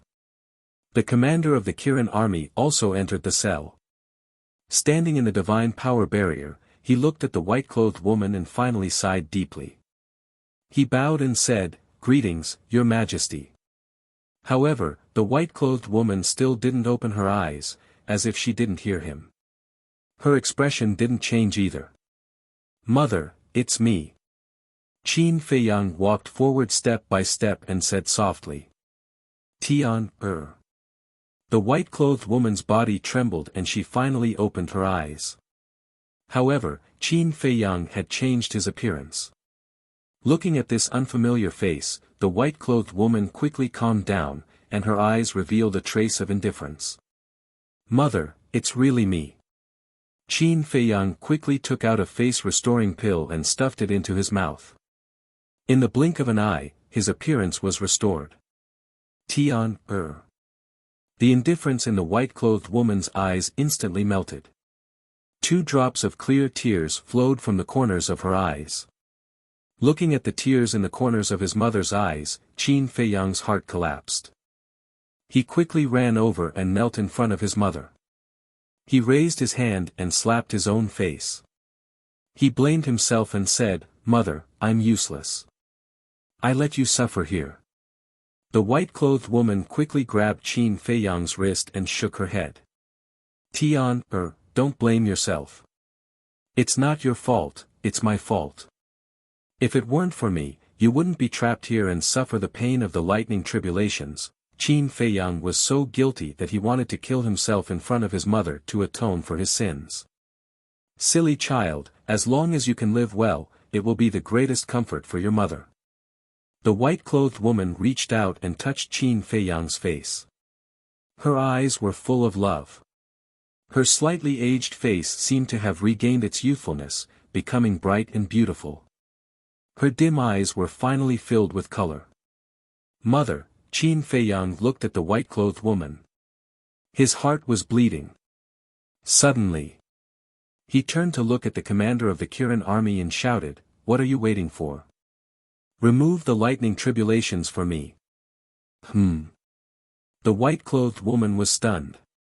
She raised her head and looked at the commander of the Kirin army. There was a trace of suspicion in her eyes. Qin Feiyang saw his mother's suspicion and said with a smile, "Mother, he is now under my control." "Under your control?" The white-clothed woman was surprised. "In the Forgotten Continent, I have mastered a secret technique that can enslave others. Now, I can erase his soul with just a thought." "Mother, you don't have to worry," Qin Feiyang said. "There's such a secret technique?" The white-clothed woman was shocked. "I will explain the details to you slowly after we leave the penitentiary," Qin Feiyang said with a smile.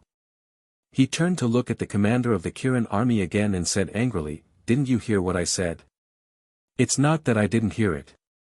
It's that I can't do it. These lightning tribulations can only be removed by the two ancestors outside." The commander of the Kirin army was in a difficult position. Yiglao looked at the commander of the Kirin army and waved his hand. The divine power barrier suddenly expanded and covered the white-clothed woman. Eh? The white-clothed woman looked at Yiglao in surprise. "Thank you." Qin Feiyang looked at Yiglao and thanked him.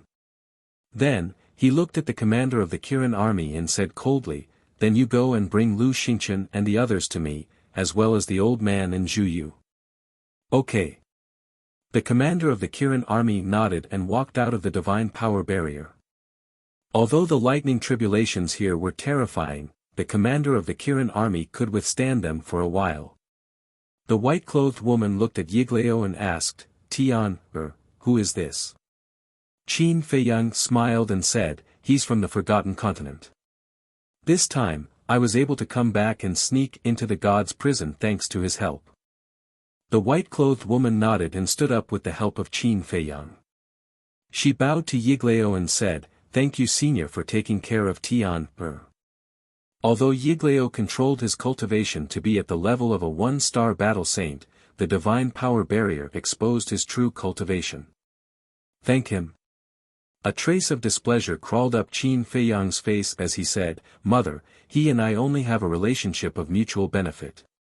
There's no need to thank him." "Tian, you can't be so rude. Even if you're using each other, he's helping you now. You should thank him," the white-clothed woman said with a straight face. Qin Feiyang felt wronged. All these years, the Mu family had harmed him a lot. Especially the Mu family's great ancestor and second ancestor, they had tried to kill him many times. Who would have thought that his mother would scold him now? Of course. He knew that his mother didn't know about these things, but he still felt uncomfortable. Yiglao glanced at Qin Feiyang and couldn't help but laugh. He then looked at the white-clothed woman and cupped his hands and said, "Madam, you're too polite."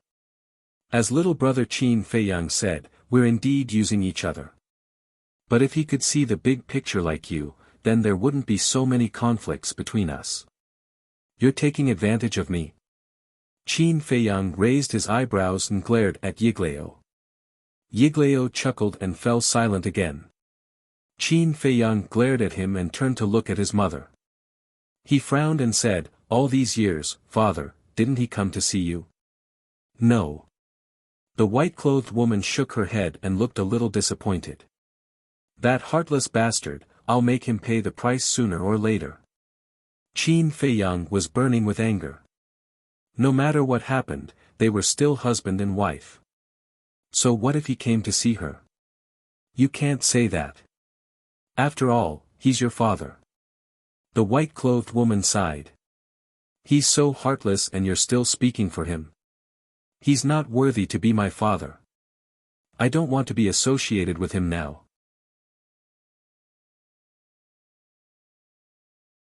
Chapter 909.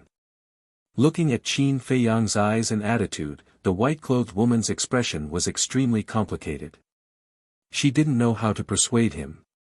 Because she knew that what the emperor had done these years had cast a great shadow in Qin Feiyang's heart. This shadow could not be erased for a lifetime. "Feiyang." Suddenly, a heavenly voice sounded behind Qin Feiyang. "Sister." Qin Feiyang's body trembled, and he hurriedly turned around to see a beautiful figure standing at the door. After not seeing each other for many years, Ren Wuxuang was still so beautiful and moving. Even though at the moment, her clothes were ragged and her hair was messy, it still could not hide her charm from head to toe. Yiglao once again activated his divine power, allowing the divine power barrier to envelop the entire cell. "Did you miss me?" With a cynical smile, Qin Feiyang walked towards Ren Wuxuang. Then, Ren Wuxuang flew over and smashed into Qin Feiyang's arms. Ah! Ren Wuxuang's sudden behavior made Qin Feiyang somewhat at a loss. Because after being together for so long, it was the first time he had such intimate contact with Ren Wuxuang. With this beauty in his arms, the delicate fragrance assailed his nostrils, making him unable to help but feel restless. "Who has time to miss you, less narcissism?" Ren Wuxuang scolded. But her heart was unprecedentedly at ease, and her beautiful eyes were filled with a mist. Although she herself was in prison, she was most worried about Qin Feiyang. Because the imperial preceptor had told her that Qin Feiyang did not have a good life in the Forgotten Continent, and was hunted down all day. So, at this moment, when she saw Qin Feiyang in person, her inner emotions could not be controlled. Qin Feiyang was stunned, and then his heart relaxed a lot. Although Ren Wuxuang was very charming, he had always treated Ren Wuxuang as his older sister. And Ren Wuxuang, like him, must have simply regarded him as a younger brother. Between siblings, there was nothing wrong with having intimate contact once in a while. He raised his head and gently patted Ren Wuxuang's shoulder. "Sis, I'm sorry for making you worry. If you know that I'm worried, why didn't you come back earlier?" Ren Wuxuang scolded. Qin Feiyang sighed deeply and said, "I also wanted to come back earlier, but, all right. Don't say any more. I know you're in trouble. As long as you're safe, it's fine." Ren Wuxuang smiled and stood up from Qin Feiyang's arms. Looking at Qin Feiyang's face, her expression was full of concern. Qin Feiyang's heart warmed. He hurriedly turned around and pulled Ren Wuxuang to his mother. "Mother, let me introduce you. Her name is Ren Wuxuang. She's my sister in the spirit state." Wuxuang greets auntie. Ren Wuxuang also hurriedly bowed, appearing gentle and polite, decent and generous. "Thank you for taking care of Tian in the spirit state." The woman in white grabbed Ren Wuxuang's hand and said with a smile in her eyes, "Auntie is too polite. Actually, Feiyang took care of me a little more." Ren Wuxuang scratched her head awkwardly. Qin Feiyang looked at Ren Wuxuang strangely and chuckled. "Sis, you weren't so honest before. What did you say?" Ren Wuxuang glared at him with her almond-shaped eyes. It was her first time meeting the legendary Empress Dowager. Of course, she had to perform well and leave a good impression. But she didn't expect this guy to be so tactless and expose her in public. He didn't give her any face at all. Qin Feiyang chuckled and decisively took a few steps back. He was quite clear about the character of this tigress. She would flip out whenever she wanted, regardless of whether there was anyone around. "Feiyang, you're back." At this moment, another old voice could be heard from behind. "Old master." Qin Feiyang's spirit was lifted, and he hurriedly turned to look at the door. The old man was standing outside the door, his clothes were tattered. He looked extremely haggard. However, at this moment, his aged face was glowing and full of smiles. "Old master, I'm sorry. It's all my fault." Qin Feiyang strode to the front of the old man and lowered his head with an apologetic expression. "Silly boy, what's there to be sorry about? When I learned of your true identity, I guessed that this day would come sooner or later." The old man smiled, his face full of affection. Qin Feiyang asked cautiously, "Then you don't blame me for lying to you?" He remembered that when he and Mu Qing entered the Forgotten Continent, he didn't reveal his true identity to the old man. "Of course I do. But now that things have come to this, what else can I say?" The old man shook his head and sighed. Then, he looked at the woman in white and bowed, "Greetings, Empress." "Elder Ren, you're welcome." The woman in white smiled. It could be seen that the old man took care of Qin Feiyang a lot in the spiritual state. As for the people that had taken care of Qin Feiyang, she was very grateful. "You're really lucky. I thought you would die in the Forgotten Continent." At this moment, another familiar voice sounded. Qin Feiyang frowned and turned to look at the door. He saw a young man in white slowly walking into the cell. It was Lu Xingqian. "You're not dead yet, how can I bear to die?" Qin Feiyang smiled faintly. As he spoke, he glanced at Yiglao. However, he found that Yiglao's eyes didn't change much when he saw Lu Xingqian. At the same time, Lu Xingqian also glanced at Yiglao, but his expression didn't change much. Then, he looked at Qin Feiyang and smiled, "My life is tough, I'm afraid no one can take it away." "That's not necessarily true." Qin Feiyang shook his head and smiled. But he was extremely confused.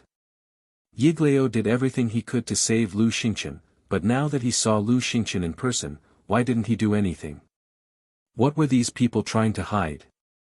"Brother Qin, long time no see. How have you been?" Suddenly, accompanied by a vigorous voice, Dong Zhengyang also walked into the cell. Behind Dong Zhengyang, there was Shen Mei and the ugly old woman Zhu Yu. Now, all the servants were present. Yes. Time passes so fast. Several years have passed in the blink of an eye. Qin Feiyang sighed and then nodded to Shen Mei with a smile. After a few years, this woman had become more mature and feminine. "Welcome back." Shen Mei also smiled. "Thank you," Qin Feiyang said. Shen Mei smiled, looked at the woman in white and asked, "She's your mother, right?" Qin Feiyang nodded. "Greetings, Auntie." Shen Mei and Dong Zhengyang immediately walked over and bowed. Zhu Yu glanced at Qin Feiyang and was about to bow to the woman in white. But Qin Feiyang blocked in front of her. "What's wrong?" Zhu Yu looked at him suspiciously. Qin Feiyang bowed deeply, and said, "First of all, I want to apologize to you.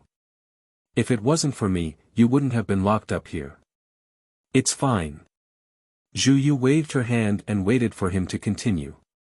Qin Feiyang pondered for a moment, then sent a sound transmission, "The Forgotten Continent is forbidden to enter, but why did you let me in?" At first, he didn't know that the Emperor had ordered that no one was allowed to enter the Forgotten Continent. So, when Zhu Yu asked him to go to the Forgotten Continent to snatch the heavenly thunder flames, he didn't suspect anything.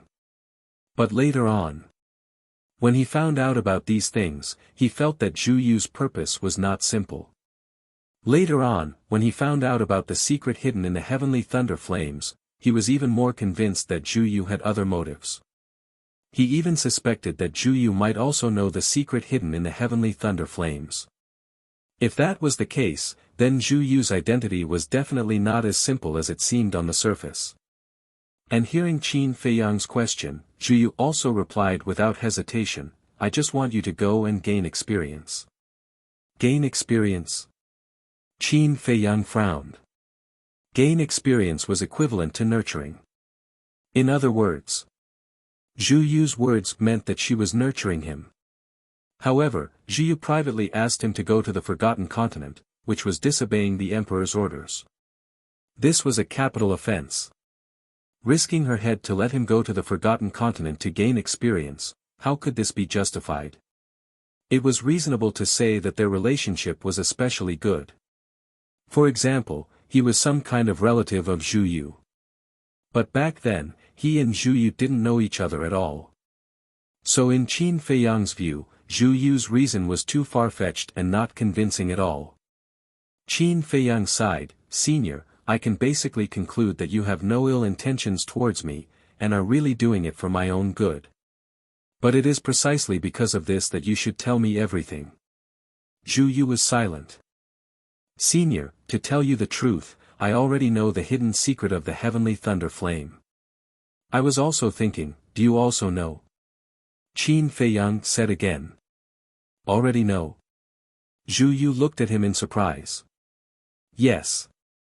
Moreover, not only the heavenly thunder flame, the mysterious sky flame and the ice flame are also in my hands now. Qin Feiyang said. This, Zhu Yu was extremely shocked. After a moment, she smiled bitterly and said to herself, I didn't expect you to see through it so quickly, you are indeed extremely smart.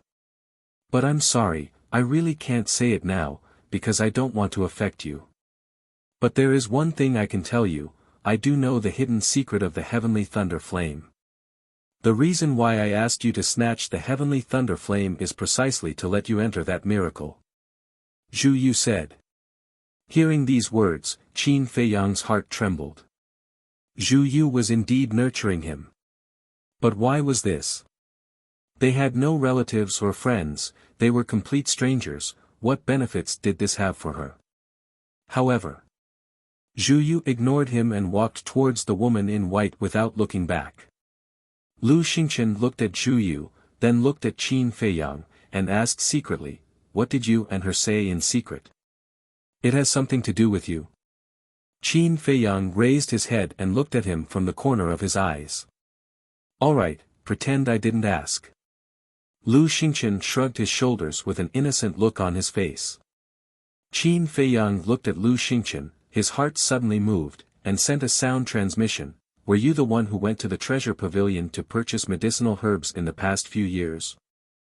Lu Xingchen was startled, and asked in confusion, in the past few years, I have indeed gone to the treasure pavilion to purchase a lot of medicinal herbs, but why do I not understand what you mean?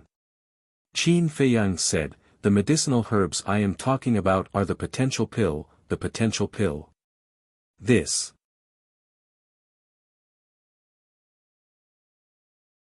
Chapter 9-10.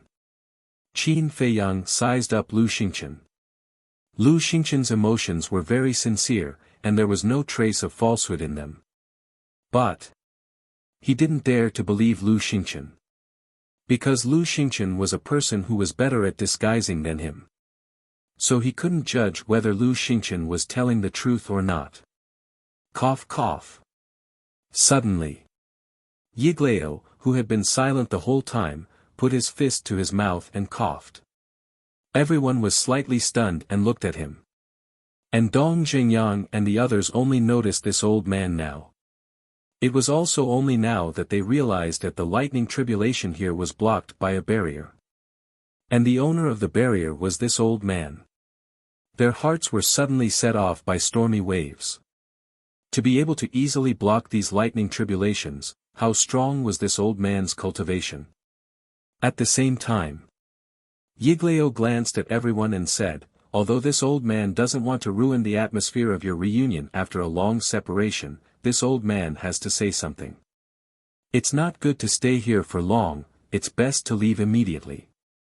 Hearing this, Qin Feiyang suddenly quivered and wanted to slap himself a few times. Where was this? This was the god's prison. He actually had the mood to chat here, wasn't he courting death? If the imperial preceptor suddenly barged in, wouldn't they all be wiped out? Qin Feiyang looked at Yiglao and said, quickly open the space-time gate and return to the Forgotten Continent. Yiglao nodded, and the space-time gate immediately rushed out of his body. Tian, I can't leave. But at this moment, the woman in white said. What? Qin Feiyang was stunned. Feiyang, I can't leave either. The old man followed. This, Qin Feiyang looked at the two of them, not knowing what to do for a moment. You know this old man's character. As the former lord of the spiritual state, this old man will never betray the great Qin Empire. The old man said. Qin Feiyang said angrily, it was the emperor who was heartless first. How can this be called betrayal? No matter what, we are all subjects. If you want me to die, I have no choice but to die. What's more, His Majesty only imprisoned us. He didn't say he would kill us. Feiyang, we won't ask what you do. Even if one day, you and His Majesty become enemies, we won't persuade you. But we also hope that you can respect our choice. Old Master said. Qin Feiyang was furious to the extreme. He roared, "Do you know that this is blind loyalty?" The old man smiled and said, "Even if it's blind loyalty, this old man will not regret it." Qin Feiyang looked at his mother and asked, "Mother, what's your reason?" "If I could leave, I would have left with you last time." The white-clothed woman sighed. "Why? Can you tell me?" "Don't say things like you're still young, and I don't want you to worry. I don't want you to bear too heavy a burden. Now that I've grown up, I can bear it with you." Qin Feiyang roared. Why did he come back this time? Wasn't it to take everyone out of the great Qin Empire? But the two most important people in his life had chosen to stay in the divine penitentiary. How could he not be anxious? Seeing Qin Feiyang's anxious look, the white-clothed woman couldn't help but feel distressed. "But sometimes, you can't do whatever you want. Tell me. Otherwise, I'll go find him now. At worst, I'll die," Qin Feiyang said in a deep voice. He was about to lose his mind. This, he naturally referred to the emperor. When the white-clothed woman heard Qin Feiyang's angry words, she was a little angry. She said, "Then tell me, can you defeat the state preceptor and your father?" Qin Feiyang fell silent. The white-clothed woman sighed and said, "When you have the strength to defeat them, I will tell you why you can't leave." Lu Xingqian's eyes flashed. He cupped his hands and said, "Your Majesty, I have a question that has been puzzling me. I hope you can answer it for me." "Go ahead." The white-clothed woman looked at Lu Xingqian. "Qin Feiyang's grandfather is your father. Even the emperor is afraid of his strength. Why don't you ask him for help?" Lu Xingqian asked. "Yes. We can go to Grandpa. Mother, give me the coordinates of Grandpa's house. I'll go find him right away." Qin Feiyang quivered and said hurriedly. However, hearing this, the white-clothed woman's face turned cold. She said angrily, "Tian, you're really disappointing me." "Disappointed?" Qin Feiyang looked at his mother suspiciously. What did he do to disappoint his mother? The white-clothed woman said, "Remember, don't always think of asking others for help. You have to rely on yourself." "Does Grandpa count as someone else?" Qin Feiyang asked. He really couldn't figure out why his mother was hesitating. "Your grandfather is old. We can't let him worry about us anymore, so I won't let you go to him," the white-clothed woman said in a tone that brooked no disobedience. "It's so strange," Lu Xingqian muttered. Logically speaking, with such a big thing happening, even if the white-clothed woman didn't ask for help, Qin Feiyang's grandfather should have received the news. But why didn't he show up? Could it be, suddenly? Lu Xingqian seemed to think of something. His eyes trembled slightly. He looked at Qin Feiyang and said, "I can't leave with you either. I don't plan to take you away. You can do whatever you want." Qin Feiyang said impatiently.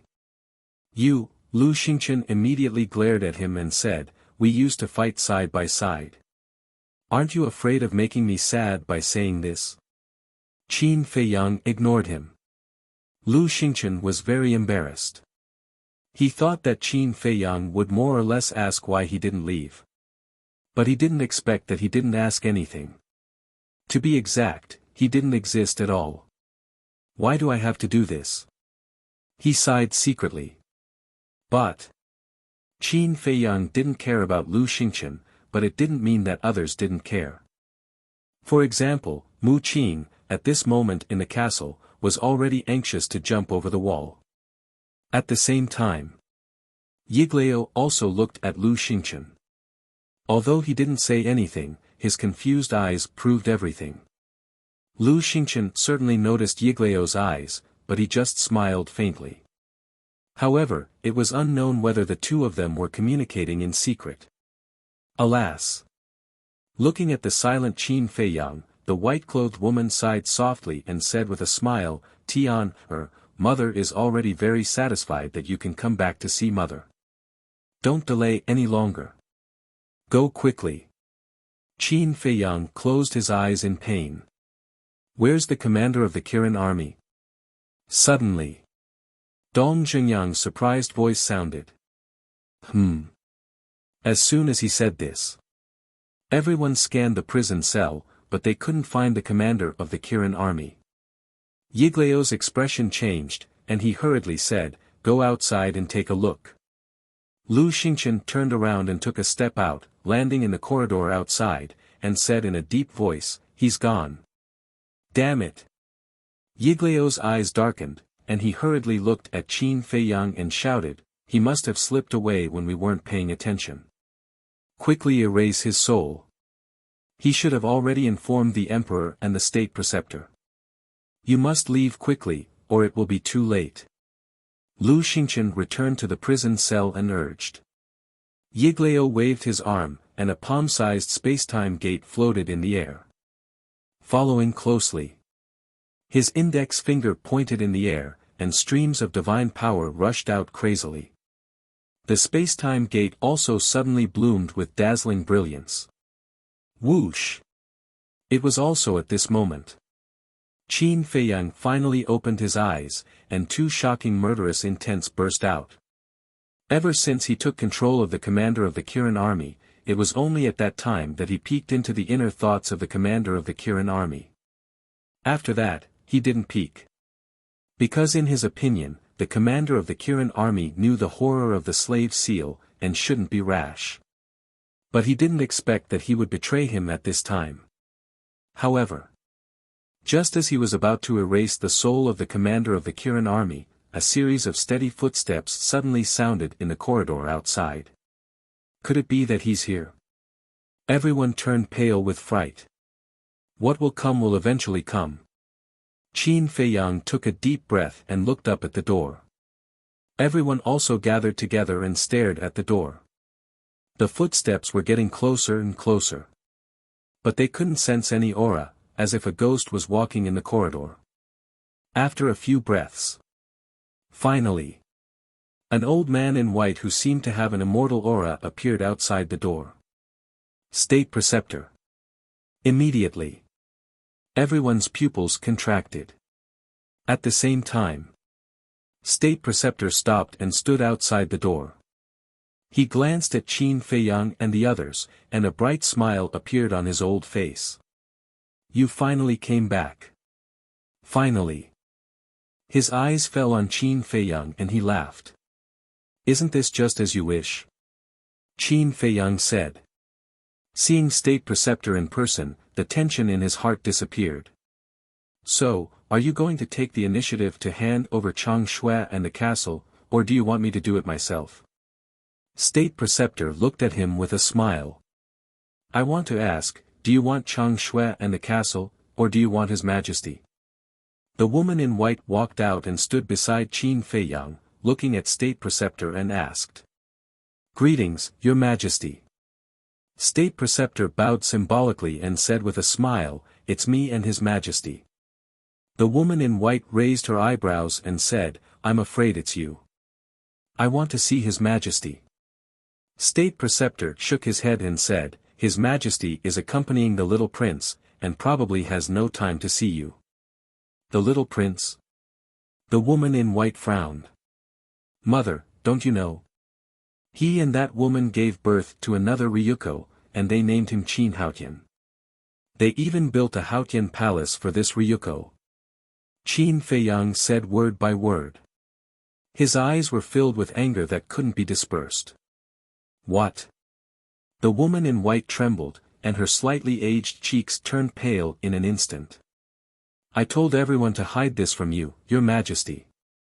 I was afraid that you would be angry after hearing it. Please forgive me, Your Majesty. State Preceptor bowed and said with a smile. Qin Feiyang looked at his mother worriedly, then looked at State Preceptor and shouted, Put away your hypocritical face. It seems that you have a big prejudice against me. Actually, there's really no need to do this. As long as you hand over Chang Shui and the castle, I'll immediately go to His Majesty and plead for you. At that time, not only will your mother be free, but your friends will also not have to suffer in the divine penitentiary. State Preceptor said with a smile. Plead for me. Lord State Preceptor, isn't that a little funny? I heard that His Majesty didn't intend to imprison you in the divine penitentiary. It was you who begged His Majesty repeatedly, and he finally did so. Moreover, it was your idea to imprison us in the divine penitentiary. Now, you're using this matter to play the good guy. Isn't that too unethical? As a person, especially when you're the state preceptor of the great Qin Empire, you're above everyone else. It's best to have some face.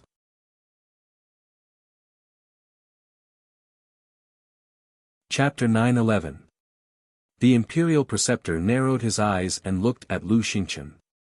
You are very bold. I was just speaking the truth. If I have offended the imperial preceptor, I hope you can forgive me. Lu Xingchen bowed and said. His attitude was neither servile nor overbearing, and there was no fear at all. The imperial preceptor looked at him coldly, then looked at Qin Feiyang and said with a smile, Your Highness, please make a decision quickly. Impossible. Qin Feiyang shook his head. Clang. Rumble. The space-time gate continued to expand, and the aura it emitted became stronger and stronger. The imperial preceptor was not surprised when he heard Qin Feiyang's reply. He raised his head and looked at the space-time gate and Yiglao. His old eyes flashed and he said with a smile, Not bad, you actually invited a false god to help, but, at this point. The imperial preceptor's eyes turned cold and he said, Even if a false god helps you, don't think about escaping again without my permission. Boom! As soon as he finished speaking, he raised his hand and waved it. A terrifying divine power surged out and pounced towards Qin Feiyang and the others in the cell. Qin Feiyang and the others did not hide and hurriedly hid behind Yiglao. Aren't you looking down on this old man too much? Yiglao snorted from his nose, and a majestic divine power emerged from his body and fiercely rushed out. Boom! The two divine powers collided, and a destructive aura suddenly shrouded the entire cell. The entire divine prison trembled violently at this moment. Qin Feiyang and the others hiding behind Yiglao, although they were protected by Yiglao, were still seriously injured. They spat out blood and their faces were pale. Everyone was shocked. At the moment when the two divine powers collided, they had a very real feeling, as if the god of death had arrived. Was the strength of a false god so terrifying? If not for Yiglao's protection, they would have all died in that instant. After one round of confrontation, the state preceptor's gaze turned completely cold. He looked at Yiglao and said, You shouldn't have interfered with Qin Feiyang's affairs. Boom! The imperial tutor's aura completely erupted, like a huge wave, madly pouncing towards Yiglao. Are you trying to scare me? Yiglao smiled coldly, and the pressure of a fake god surged out like a tsunami. For a moment, he was on par with the imperial advisor. But deep in Yiglao's eyes, there was a trace of worry. He transmitted his voice, You have to think of a way to stall him. What is it? Qin Feiyang and the others were shocked. My strength is on par with the imperial preceptor. Normally, I wouldn't be afraid of him at all. But now, I have to focus on reviving the space-time gate. The space-time gate is a divine artifact. To revive it would require almost all of my divine power. That's why I can't fight him now. Yiglao transmitted his voice. Everyone's eyes darkened. This was really bad news. Dong Xingyang secretly said, Qin Feiyang, Lu Xingchen, why don't we go to your divine artifact? No. In our divine artifact, the space-time gate is the same as the teleportation gate. They can't be teleported. Because our divine artifact is also a divine artifact. It can cut off the space-time gate from the outside world. Lu Xingchen said. Lu Xingqian is right. We have to think of another way. Yiglao also nodded without leaving a trace. Hearing this, everyone's heart fell to the bottom. Shenmei suddenly said, "Why don't we go to the castle to hide first?" Yes. Although we can't escape, we can at least share some of the pressure with Yiglao. Let's wait for him to revive the space-time gate before we come out. Dong Xingyang suggested. I think you're scared silly. If we enter the castle, won't he stop Yiglao from reviving the space-time gate? Is he that stupid? Lu Xingqian rolled his eyes at him. Dong Xingyang was also a little annoyed. He frowned and said, "Then what do you think we should do?" Lu Xingqian shook his head and said, "I don't have a choice. We can only rely on Qin Feiyang now." Hearing this, everyone looked at Qin Feiyang in unison. Looking at everyone, Qin Feiyang fell into a struggle and self-blame. If he could keep an eye on the commander of the Kirin army and not give him a chance to betray them, they wouldn't be in this situation at all. What should they do now? Hand over Changshui and the castle? But he couldn't do it. Besides, even if he did, the state preceptor might not keep his promise and let everyone go. At this moment, everyone was at a loss. But there was one person who was very calm. She was Qin Feiyang's mother. She glanced at everyone and then looked at Qin Feiyang. A gentle light flashed in her eyes. Then, she took a step forward and stood in front of Yiglao. The two divine powers that were fighting tore her body apart in an instant. Blood gushed out. This sudden change was not only unexpected by Qin Feiyang and the others, but also by the state preceptor and Yiglao. One had to know.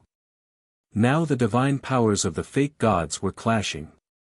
Running out like this was simply courting death. Mother. When Qin Feiyang saw this scene, he suddenly turned pale with horror and rushed to the woman in white without hesitation. Yiglao and the state preceptor also came to their senses and withdrew their divine powers at the same time. Bang! The woman in white turned to look at Qin Feiyang. Her body was stained with blood, which was tragic and beautiful. And her eyes were unprecedentedly bright and clear. There was a trace of relief, as well as an apology and encouragement to Qin Feiyang. It was as if she was saying to Qin Feiyang, "I'm sorry, I can't accompany you in the future. You must live well." Then, she slowly fell to the ground. When she fell to the ground, there was no blame or injustice on her blood-stained face. There was only a bright smile. That smile was brighter than the sun, enough to make the world pale. Mother, Qin Feiyang quickly rushed forward and hugged his mother in his arms. Looking at his mother's broken body and her beautiful face, his heart felt like it was being twisted by a knife. He was in so much pain that he wanted to die. Yiglao said, "She's not dead yet. Maybe she can still be saved. Quickly give her the heart protection pill, spirit sea pill, and essence soul pill." That's right. Although it was only a moment before, although the woman in white's cultivation was also very strong, Yiglao and Yiglao were both fake gods. Under the fake god realm, all living beings were like ants. The divine power of the two not only tore her body, but also shattered her sea of qi, sea of consciousness, and internal organs. It could even be said that there was not a single place that was intact. It was also because the injuries were too serious that Yiglao said that maybe she can be saved. What he meant was that the chances were not high. In the blink of an eye. Hearing Qin Feiyang's words, Qin Feiyang immediately entered the castle and looked at Fatso anxiously. "Quickly give me the pill. Use it. It can definitely pull Auntie back from the gates of hell." Fatso pointed to the space above the altar where the six-word divine art was placed. There, a cluster of green flames floated. It was the size of a palm and exuded a majestic vitality. Qin Feiyang looked up and his eyes immediately lit up with ecstasy. He nodded and said, "Yes, use it." This cluster of flames was the third cluster of fire of life he had obtained. Back then, when he and Fatso were seriously injured, they had fused with the first two clusters of fire of life to escape the calamity. And this time, it would definitely work too. He grabbed the fire of life and appeared beside his mother. Boundless life energy instantly filled every corner of the prison cell. This is fire of life. The Grand Tutor and Yigleo's eyes widened, greed crawling up their old faces. The Grand Tutor immediately released a trace of pressure and pounced toward Qin Feiyang, wanting to snatch the fire of life. Qin Feiyang glanced at the Grand Tutor coldly and said to Yigleo, "If you don't help me, our cooperation ends here." Yigleo raised his eyebrows. He waved his hand and a pressure emerged, condensing an invisible barrier in front of Qin Feiyang, blocking the Grand Tutor's pressure. "You really like to meddle in other people's business." The Grand Tutor was completely furious. He placed both hands in front of his chest and formed seals with lightning speed. An aura that could destroy heaven and earth roared out from his hands. This was a battle art. Yigleo's eyes darkened, and said, "It seems that this battle is unavoidable, you guys go to the castle immediately."